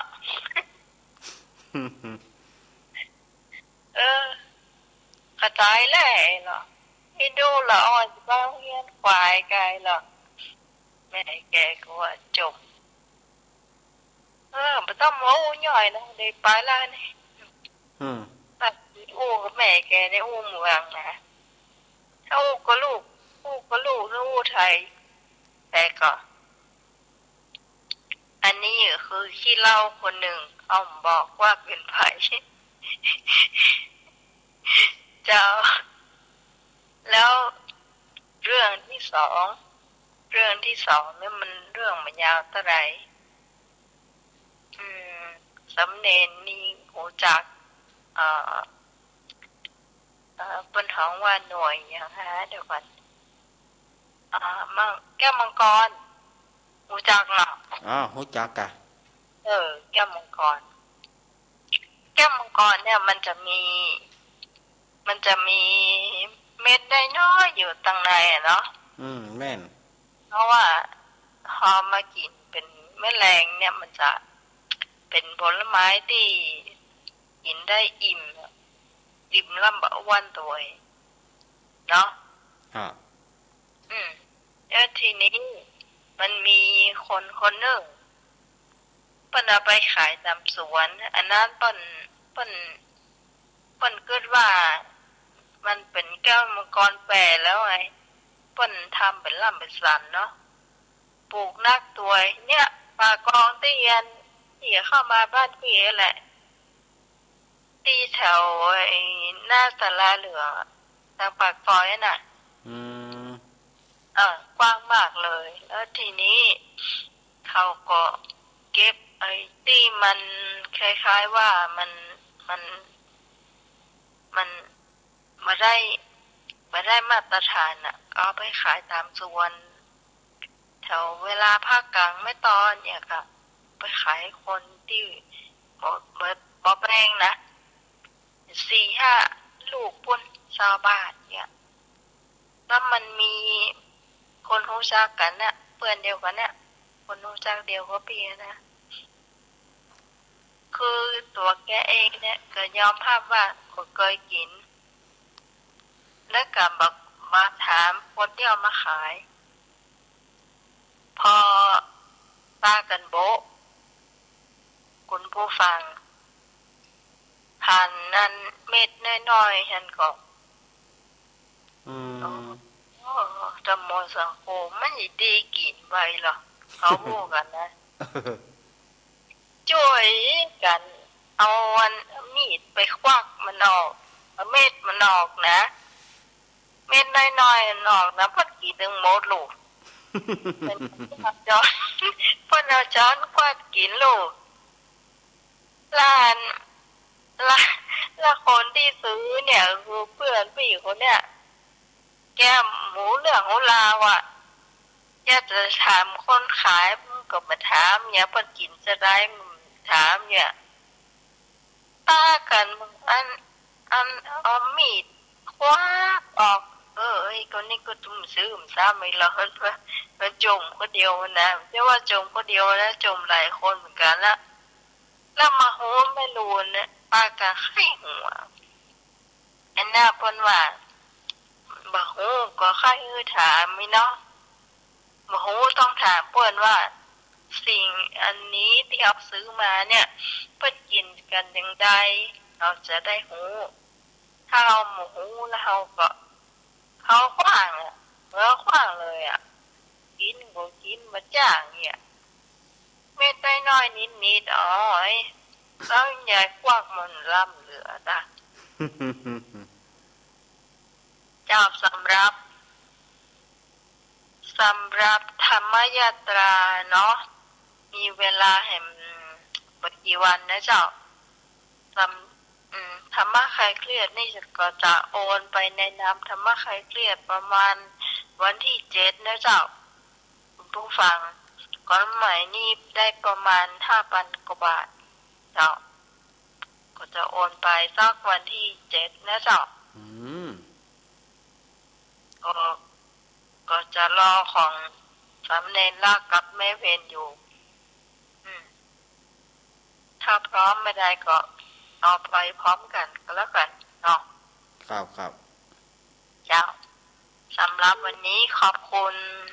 สามเณรขอบคุณเจเจขอบคุณคุณผู้ฟังทุกท่านที่เป็นกำลังใจให้มาตลอดนะเจ้าสวัสดีเจ้าขอบคุณภาคภูมิด้วยกันอ้าวขอบคุณเนอพี่พิสมัยเดี๋ยวก็เนอสถานญาติโยมอัตมาบ่ได้บอกสายเตื้อกำเดียวเอาละสถานญาติโยมก็ได้ฟังเจียไปได้ฟังไงอย่างไปเนาะวันนี้ก็หลายเรื่องนะดู3 ทุ่มพอจะเกิงแล้วบ่อ้าวอาตมาภาพก็จะลวดวางสายเนอแม่สารินทิพย์บุญเลิศกทมเปิ้นถามว่าเบอร์ของลูกเนนเบอร์หยังเ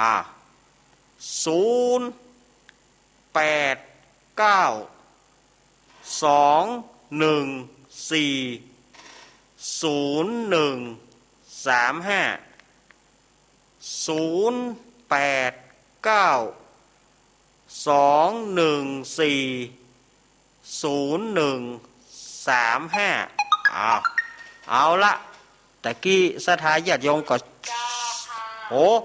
ยังหม้อแล้วเหรอฮะเจริญปอนนั่นเอามาใหม่โอ้โหเอาโทลูกกันอันนี้มันตีกับคนเดียวเนอะเจริญปอนพี่ไอ้กะเอาลืมพันเรื่องครับฮะลืมพันเรื่องครับเรื่องหยังเรื่องวางเกลือครับผมอ้าวพระเอาบอกเมื่อบ่าย 3แล้วเหรอใช่ครับอันคือเนี่ยมันได้บอกกำเดียวเนาะกำเดียวเนอะครับได้หมอกครับผมครับกำเดียวเนอะครับน้ำสักการครับขอบคุณแต่กันเนาะ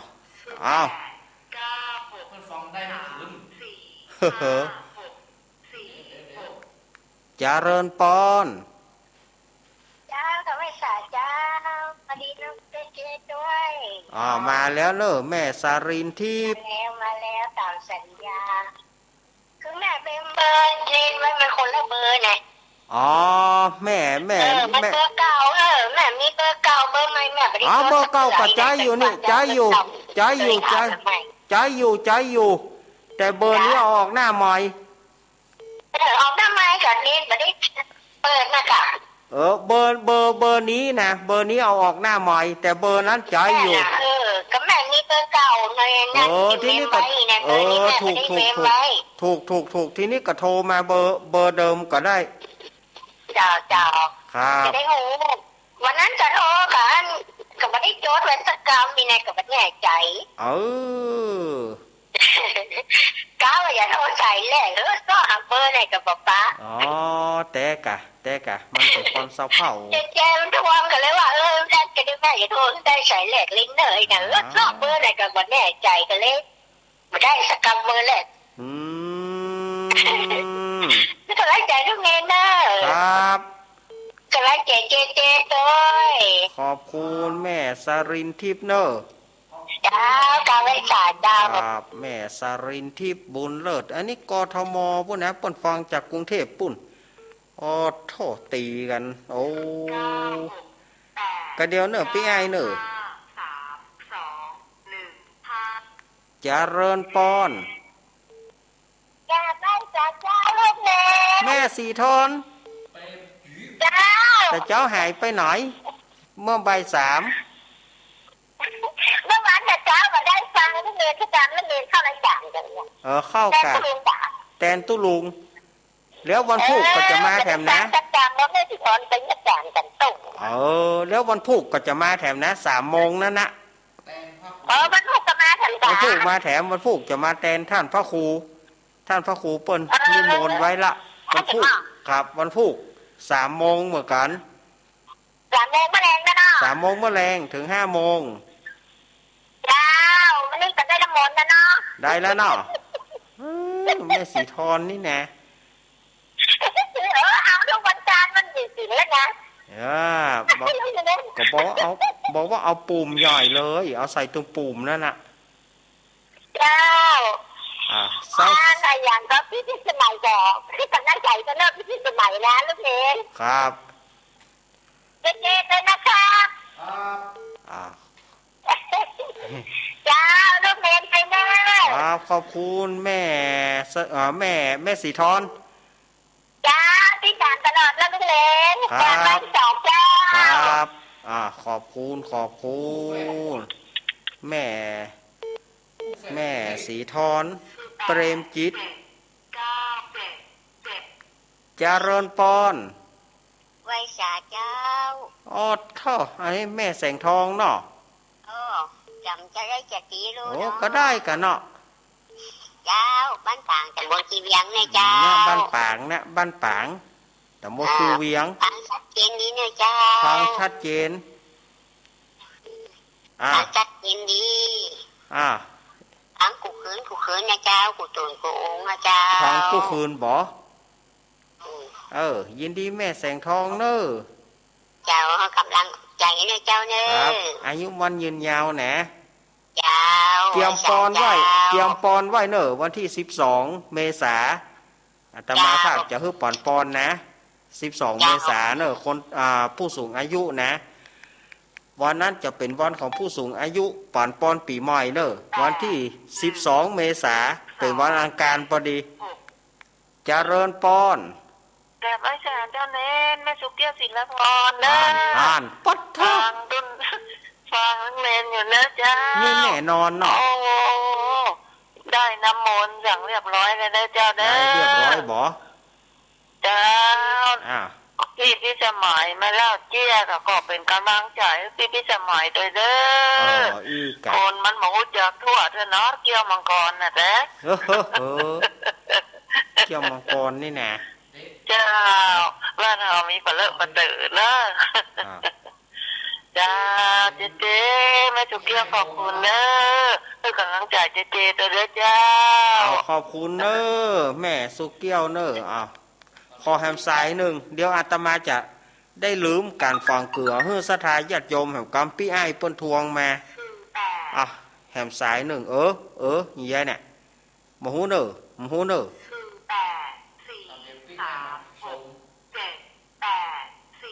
ก็เดี๋ยวเนอะพี่ไอ้เนอะเจริญปอนไหว้สายเจ้าลุงเน้นโอ้อีแม่บารับเต้อไปรับทาเอาน้ำมนต์เนี่ยท่าน้ำมนต์แม่ได้อะไรอย่างฝังลูกเน้นอยู่หนาวอยู่ก็แม่ลีบะหนาวธรรมดาหมอกเย็นนะเนาะนี่ข้ามนี่มันหนาวไม่เจ้าเย็นหน่อยนะเย็นหน่อยเนาะโอ้ยได้กลับไปกำลังใจให้แม่เนอะให้แม่รับดีฝันดีเนอะกำลังใจให้ลูกเด้อครับขอบคุณเนอะแม่เจด้วยขอบคุณเนอะเอาละสุมาเนอะเพราะว่าอาตมาบ่ได้สุมาก็เนอะถ้าเวลาปอาตมาจะเปิดแถมกรรมถ้าเวลาปอก็วังวันพุธบ่าย 3ก้อยปะกันเพราะวันพุธบ่าย 3อาตมาจะมาหาใหม่เพราะว่าวันพุธนี้อาตมาจะมาแทนท่านบิ๊กบอสวันพุธนะ3 โมงถึง 5 โมงวันพุธพี่ไอขอบคุณพี่ไอเนอะเปิ้นก็มาถามว่าวิธีการฝังเกลือพระเอาลืมกะบ่ลืมเป็นว่าอย่างสถาญาติโยมที่การฝังวิธีฝังเกลือตามจารีตหิ้นหอยของปื้นบ้านล้านนาเฮาเวลาที่เป็นวันเดือน6ออก1ค่ำเดือน6เหนือนะเดือน6เหนือเดือน4ใต้ออกมา1ค่ำอย่างวันฮือนี่นะวันพัดนี่ก็เป็นวันเดือนออกค่ ตามจารีตฮีดหอยของปื้นเมืองเฮาป้าอุ้ยแม่หมอนเพื่อสืบทอดกันมาเปิ้นก็มีการฝังเกลือไว้ต่ำมุมสวนหรือว่ามุมบ้านเนี่ยหยังเปิ้นฝังเนี่ยหยังท่านอาจารย์เปิ้นการพายุลมหลวงการว่าพายุลมหลวงมันจะมาทำลายบ้านทำลายจองทำลายสวนบ่าม่วงบ่าลำไยสวนอย่างต่างๆมันจะเสียหายทีนี้เปิ้นก็มีเป็นการก่อนลมตามความเชื่อของเมืองเหนือล้านนาเฮาว่าวันเดือน6ออก1ค่ำนั้นเปิ้นให้มีการฝังเกลือเพื่อก่อนพายุลมหลวงเพราะว่าเดือน6ออกมาเนี่ยพายุลมหลวงมันจะมาวันใดเฮาบ่อาจจะรู้ได้ขนาดยามหนาวมันยังมีบ่เดียวบ่เฮ็บตกยามหนาวเนี่ยแต่ก่อนเฮาเคยฮู้ก็สถาญาติโยมบ่เดียวมันมีมาแล้วบ่เฮ็บตกยามหนาวฟ้าผ่าฟ้าเพียยามหนาวมันบ่น่าที่จะเกิดขึ้นมันก็เกิดขึ้นฉะนั้นเพื่อความไม่ประมาทป้าอุ้ยแม่มอนครูบาอาจารย์เปิ้นก็ได้บอกไว้ว่าเดือน6ออก1ค่ำนั้นเปิ้นให้ฝังเกลือเพื่อการพายุลมหลวงญาติโยมก็หาจุดหามุมแจงสวนนะ4แจงหรือว่าแจงบ้าน4แจงปอที่จะขุดโม่งได้เป็นโม่งน้อยๆบ่ได้ปอที่จะเอาเกลือจอมลงไปบ่ได้ขอได้4แจงมุมบ้านหรือว่า4แจงมุมสวนนะในวันเดือน6ออกค่ำอันนี้ก็บอกเลยวันที่3ที่จะถึงนี่นะวันที่3เนี่ยวันที่3วันฮือเนี่ยมันเป็นวันเดือน6ออกค่ำญาติโยมตื่นมาแล้วจะทำเวลาไหนก็ได้แต่เฮ้อเฉพาะวันนั้นวันเดือน6ออก1ค่ำเท่านั้นนะวันเดือน6ออก1ค่ำเท่านั้นที่เราจะฝังเกลือการลมญาติโยมก็ขุดทางทิศตะวันออกก่อนขุดทิศตะวันออกก่อนของมุมสวนหรือว่ามุมบ้านเนี่ยมุมสวนก็ได้มุมบ้านก็ได้จากบ้านไปสวนก็ไปทำตามเนี้ยเลยฝังได้ถึงหมดถึงมุมบ้านมุมสวนนั่นนะฝังทิศตะวันออกขุดทิศตะวันออกก่อนแล้วมาขุดทิศใต้แจงใต้แล้วมาแจงตะวันตกแล้วมาแจงเหนือแล้วญาติโยมก็เอาเกลือมา4 กำซื้อเกลือถุง1แบ่ง4 กำโดยเอาจอมหลุมตะวันออกก่อนจอมหลุมตะวันออกเมื่อจอมหลุมตะวันออกคือบริกรรมว่าอิอังสระอินี่นะคือว่าอินั่นก็คือหัวใจของคำว่าอิติปิโสภควาอะระหังสัมมาเป็นหัวใจพุทธคุณนะเป็นหัวใจพุทธคุณเอาเกลือเข้าจอมแล้วก็บริกรรมว่าอิแล้วก็ถมแล้วก็มาแจงใต้ของบ้านของสวนแจงใต้ของบ้านของสวนนะก็เอาจอมแจงใต้แถมคือว่าสวาสวอาสวาแล้วก็ถมแล้วมาแจงตะวันตกคือว่าสุสอเสือสระอุสุมีปีก่อนมีโยมท่านหนึ่งโทรมาอีแม่ได้เลี้ยวสอเสียสระอุแล้วแม่ว่าได้มันไปใจที่ไหนสอเสือนะว่าอุสออุสุนะภ ภาคตะวันตกนะที่ตะวันตกว่าสุแล้วก็โถมแล้วก็มาจอมหลุมเหนือสุดเนี่ยหลุมทิศเหนือที่เขาฝังเขาคูดไว้เนี่ยอันนี้บริกรรมรวดเดียวไปเลยเอาจอมแล้วก็บริกรรมรวดเดียวอิสวาสุแล้วก็ถมแล้วก็ญาติโยมจะบริกรรมคาถาว่าโอมพุทโธกะนะโอมธัมโมกะนะโอมสังโฆกะนะก็ได้โอมพุทโธกะนะโอมธัมโมกะนะโอมสังโฆกะนะก็ได้อันนี้เป็นความเชื่อที่เปิ้นได้บอกกับลูกหลานผู้เฒ่าผู้แก่หลายเจนอายุคนเปิ้นได้บอกไว้อาตมาก็เอามาสืบเจตนารมณ์ของศรัทธาญาติโยมศรัทธาญาติโยมจะจดใส่สมุดไว้เลยก็ได้ก่อนลืมจดไว้ฮะนะใส่สมุดเล่มหลวงนั่นจดใส่สมุดไว้เวลานี้มาเฮาก็บ่ต้องกังวลแล้วว่าจะฟังเกลือเนี่ยเอาอย่างฮะอย่าเฮาบ่ต้องไปว่าละเฮาตึงหูเดือน6ออกค่ำเฮาตึงหูละเฮาก็ทำตามนั้นวันเดือน6ออกแล้วการกินผักขี้เหล็ก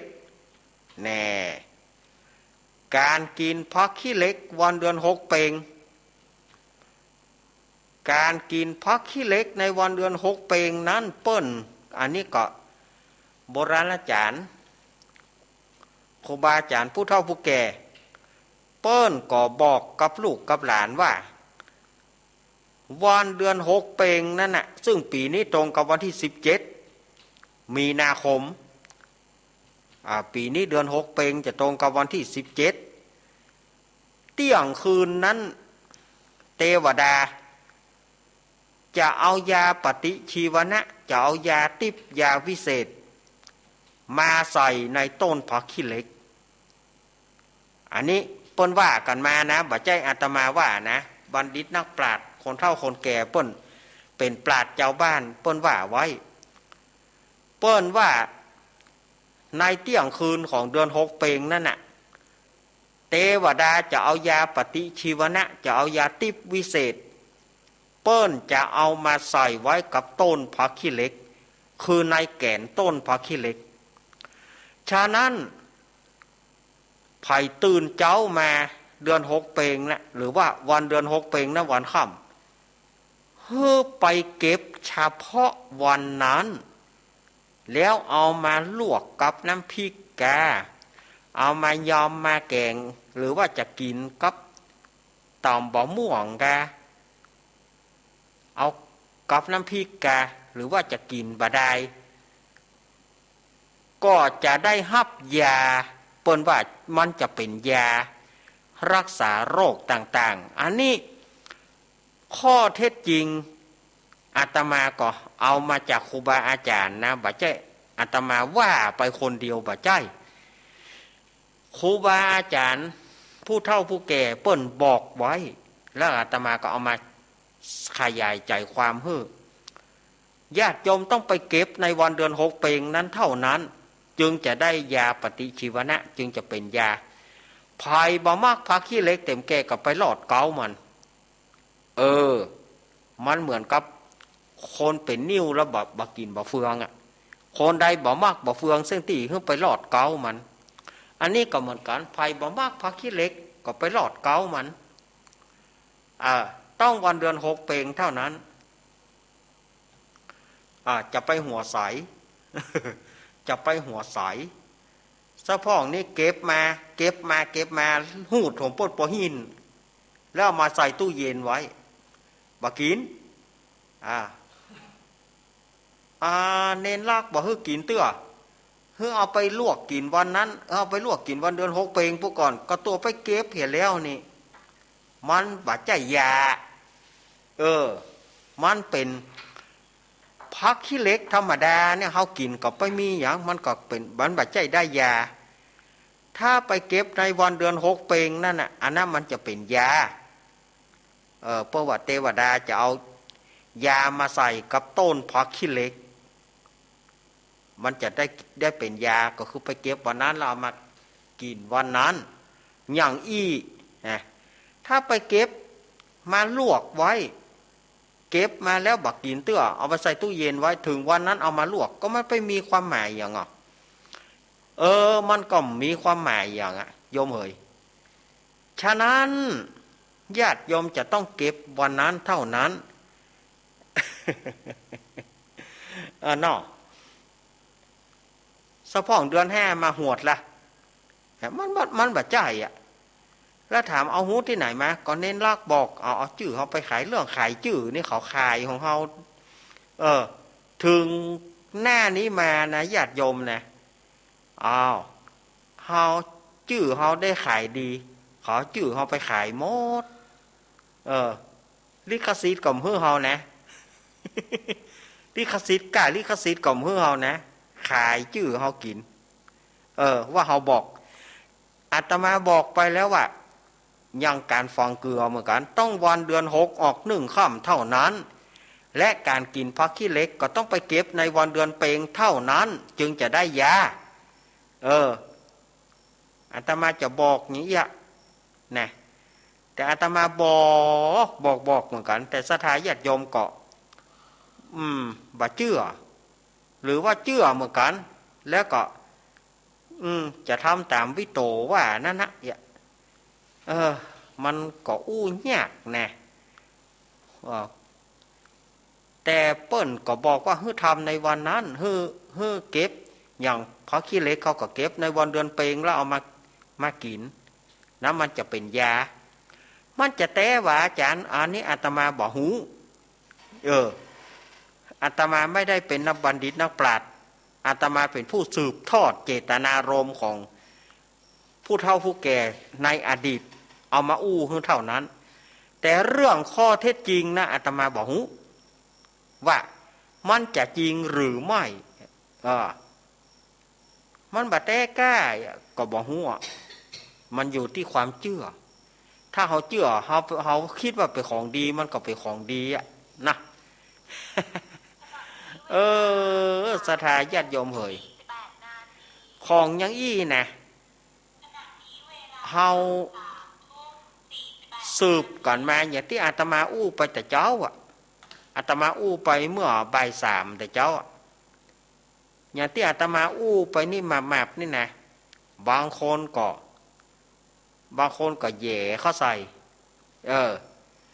บางคนก็แย่เข้าใส่บางคนก็บ่เชื่อปูนมันจะมีผลดีต่อเมื่ออาตมาล่วงลับไปแล้วพออาตมาล่วงลับไปพอเปิ้นเอาเทปมาเปิดเตะกันเนาะเนี่ยไปหารคุณค่าเมื่อเฮาบ่มีแล้วเฮามีแล้วแต่งไปหารคุณค่า เมื่อคนนั่งอู้เนี่ยส่วนมากเนี่ยจะบ่หารคุณค่า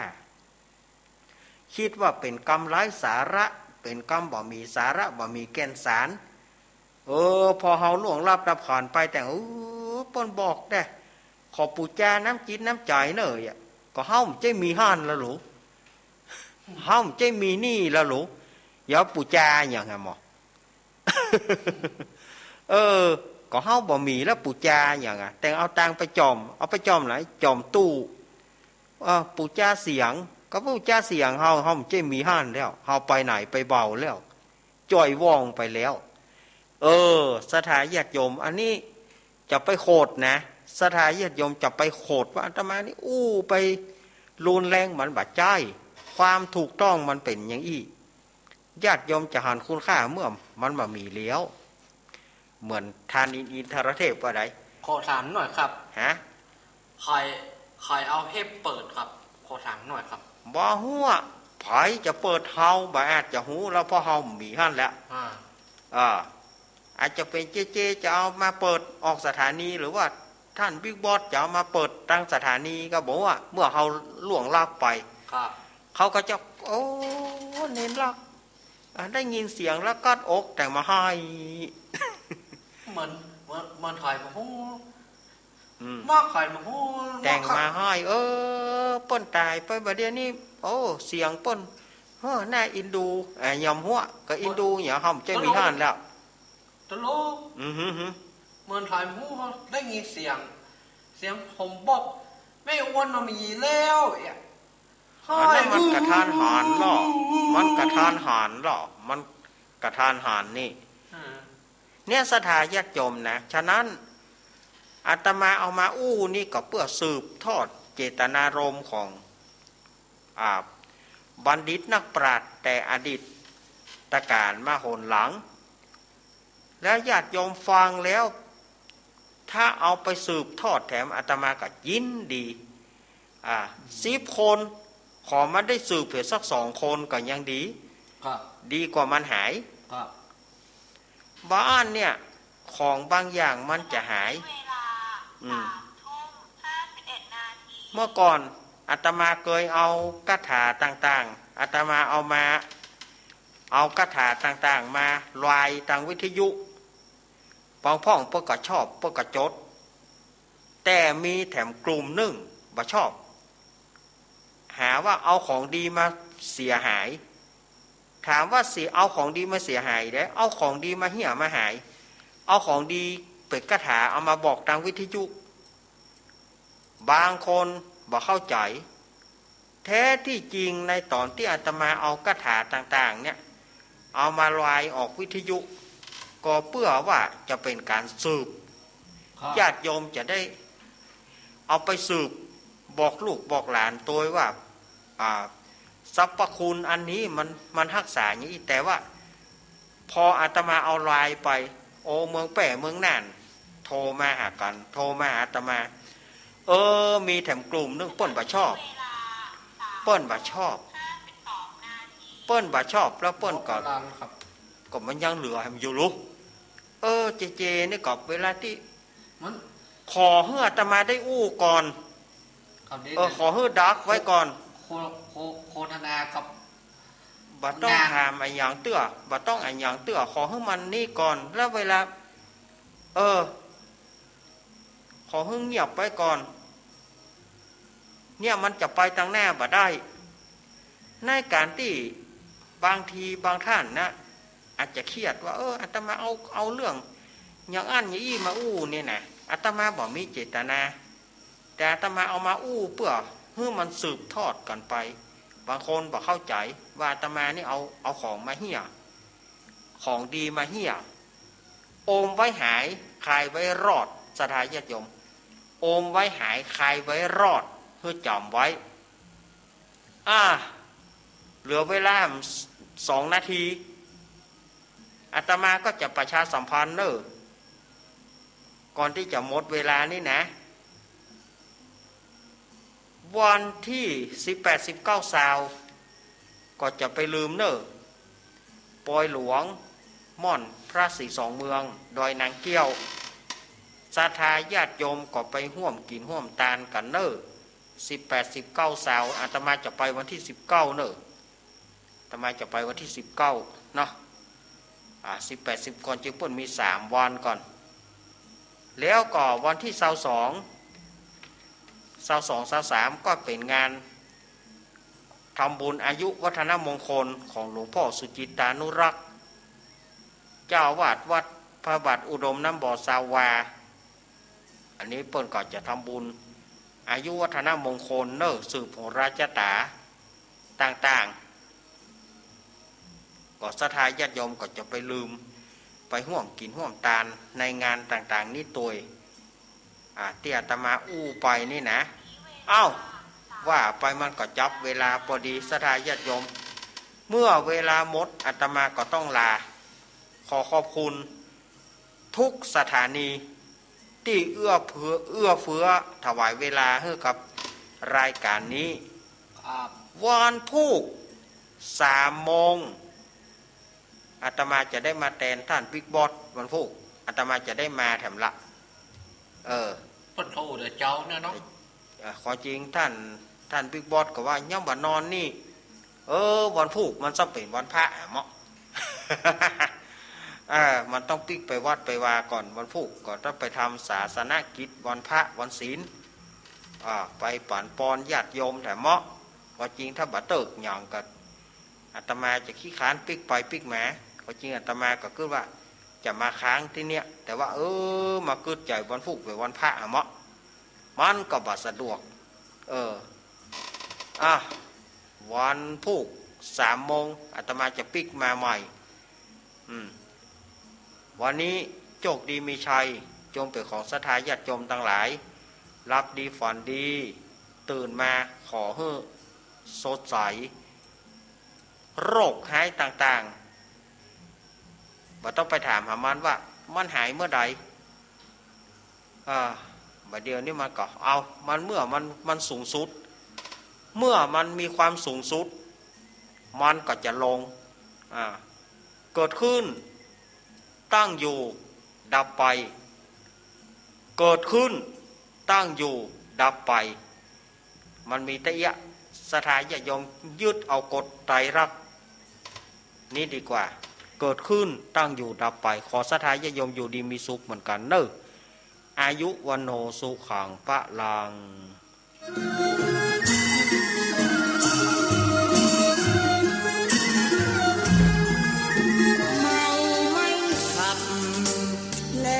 จะกลับอย่างไรกลับไม่ได้ก็อย่าเมาอยากมีชีวิตยืนยาวต้องเมาไม่ขับเมื่อขาดสติอย่ารีเดี๋ยวจะสะดุ้งเสียเลือดให้อยู่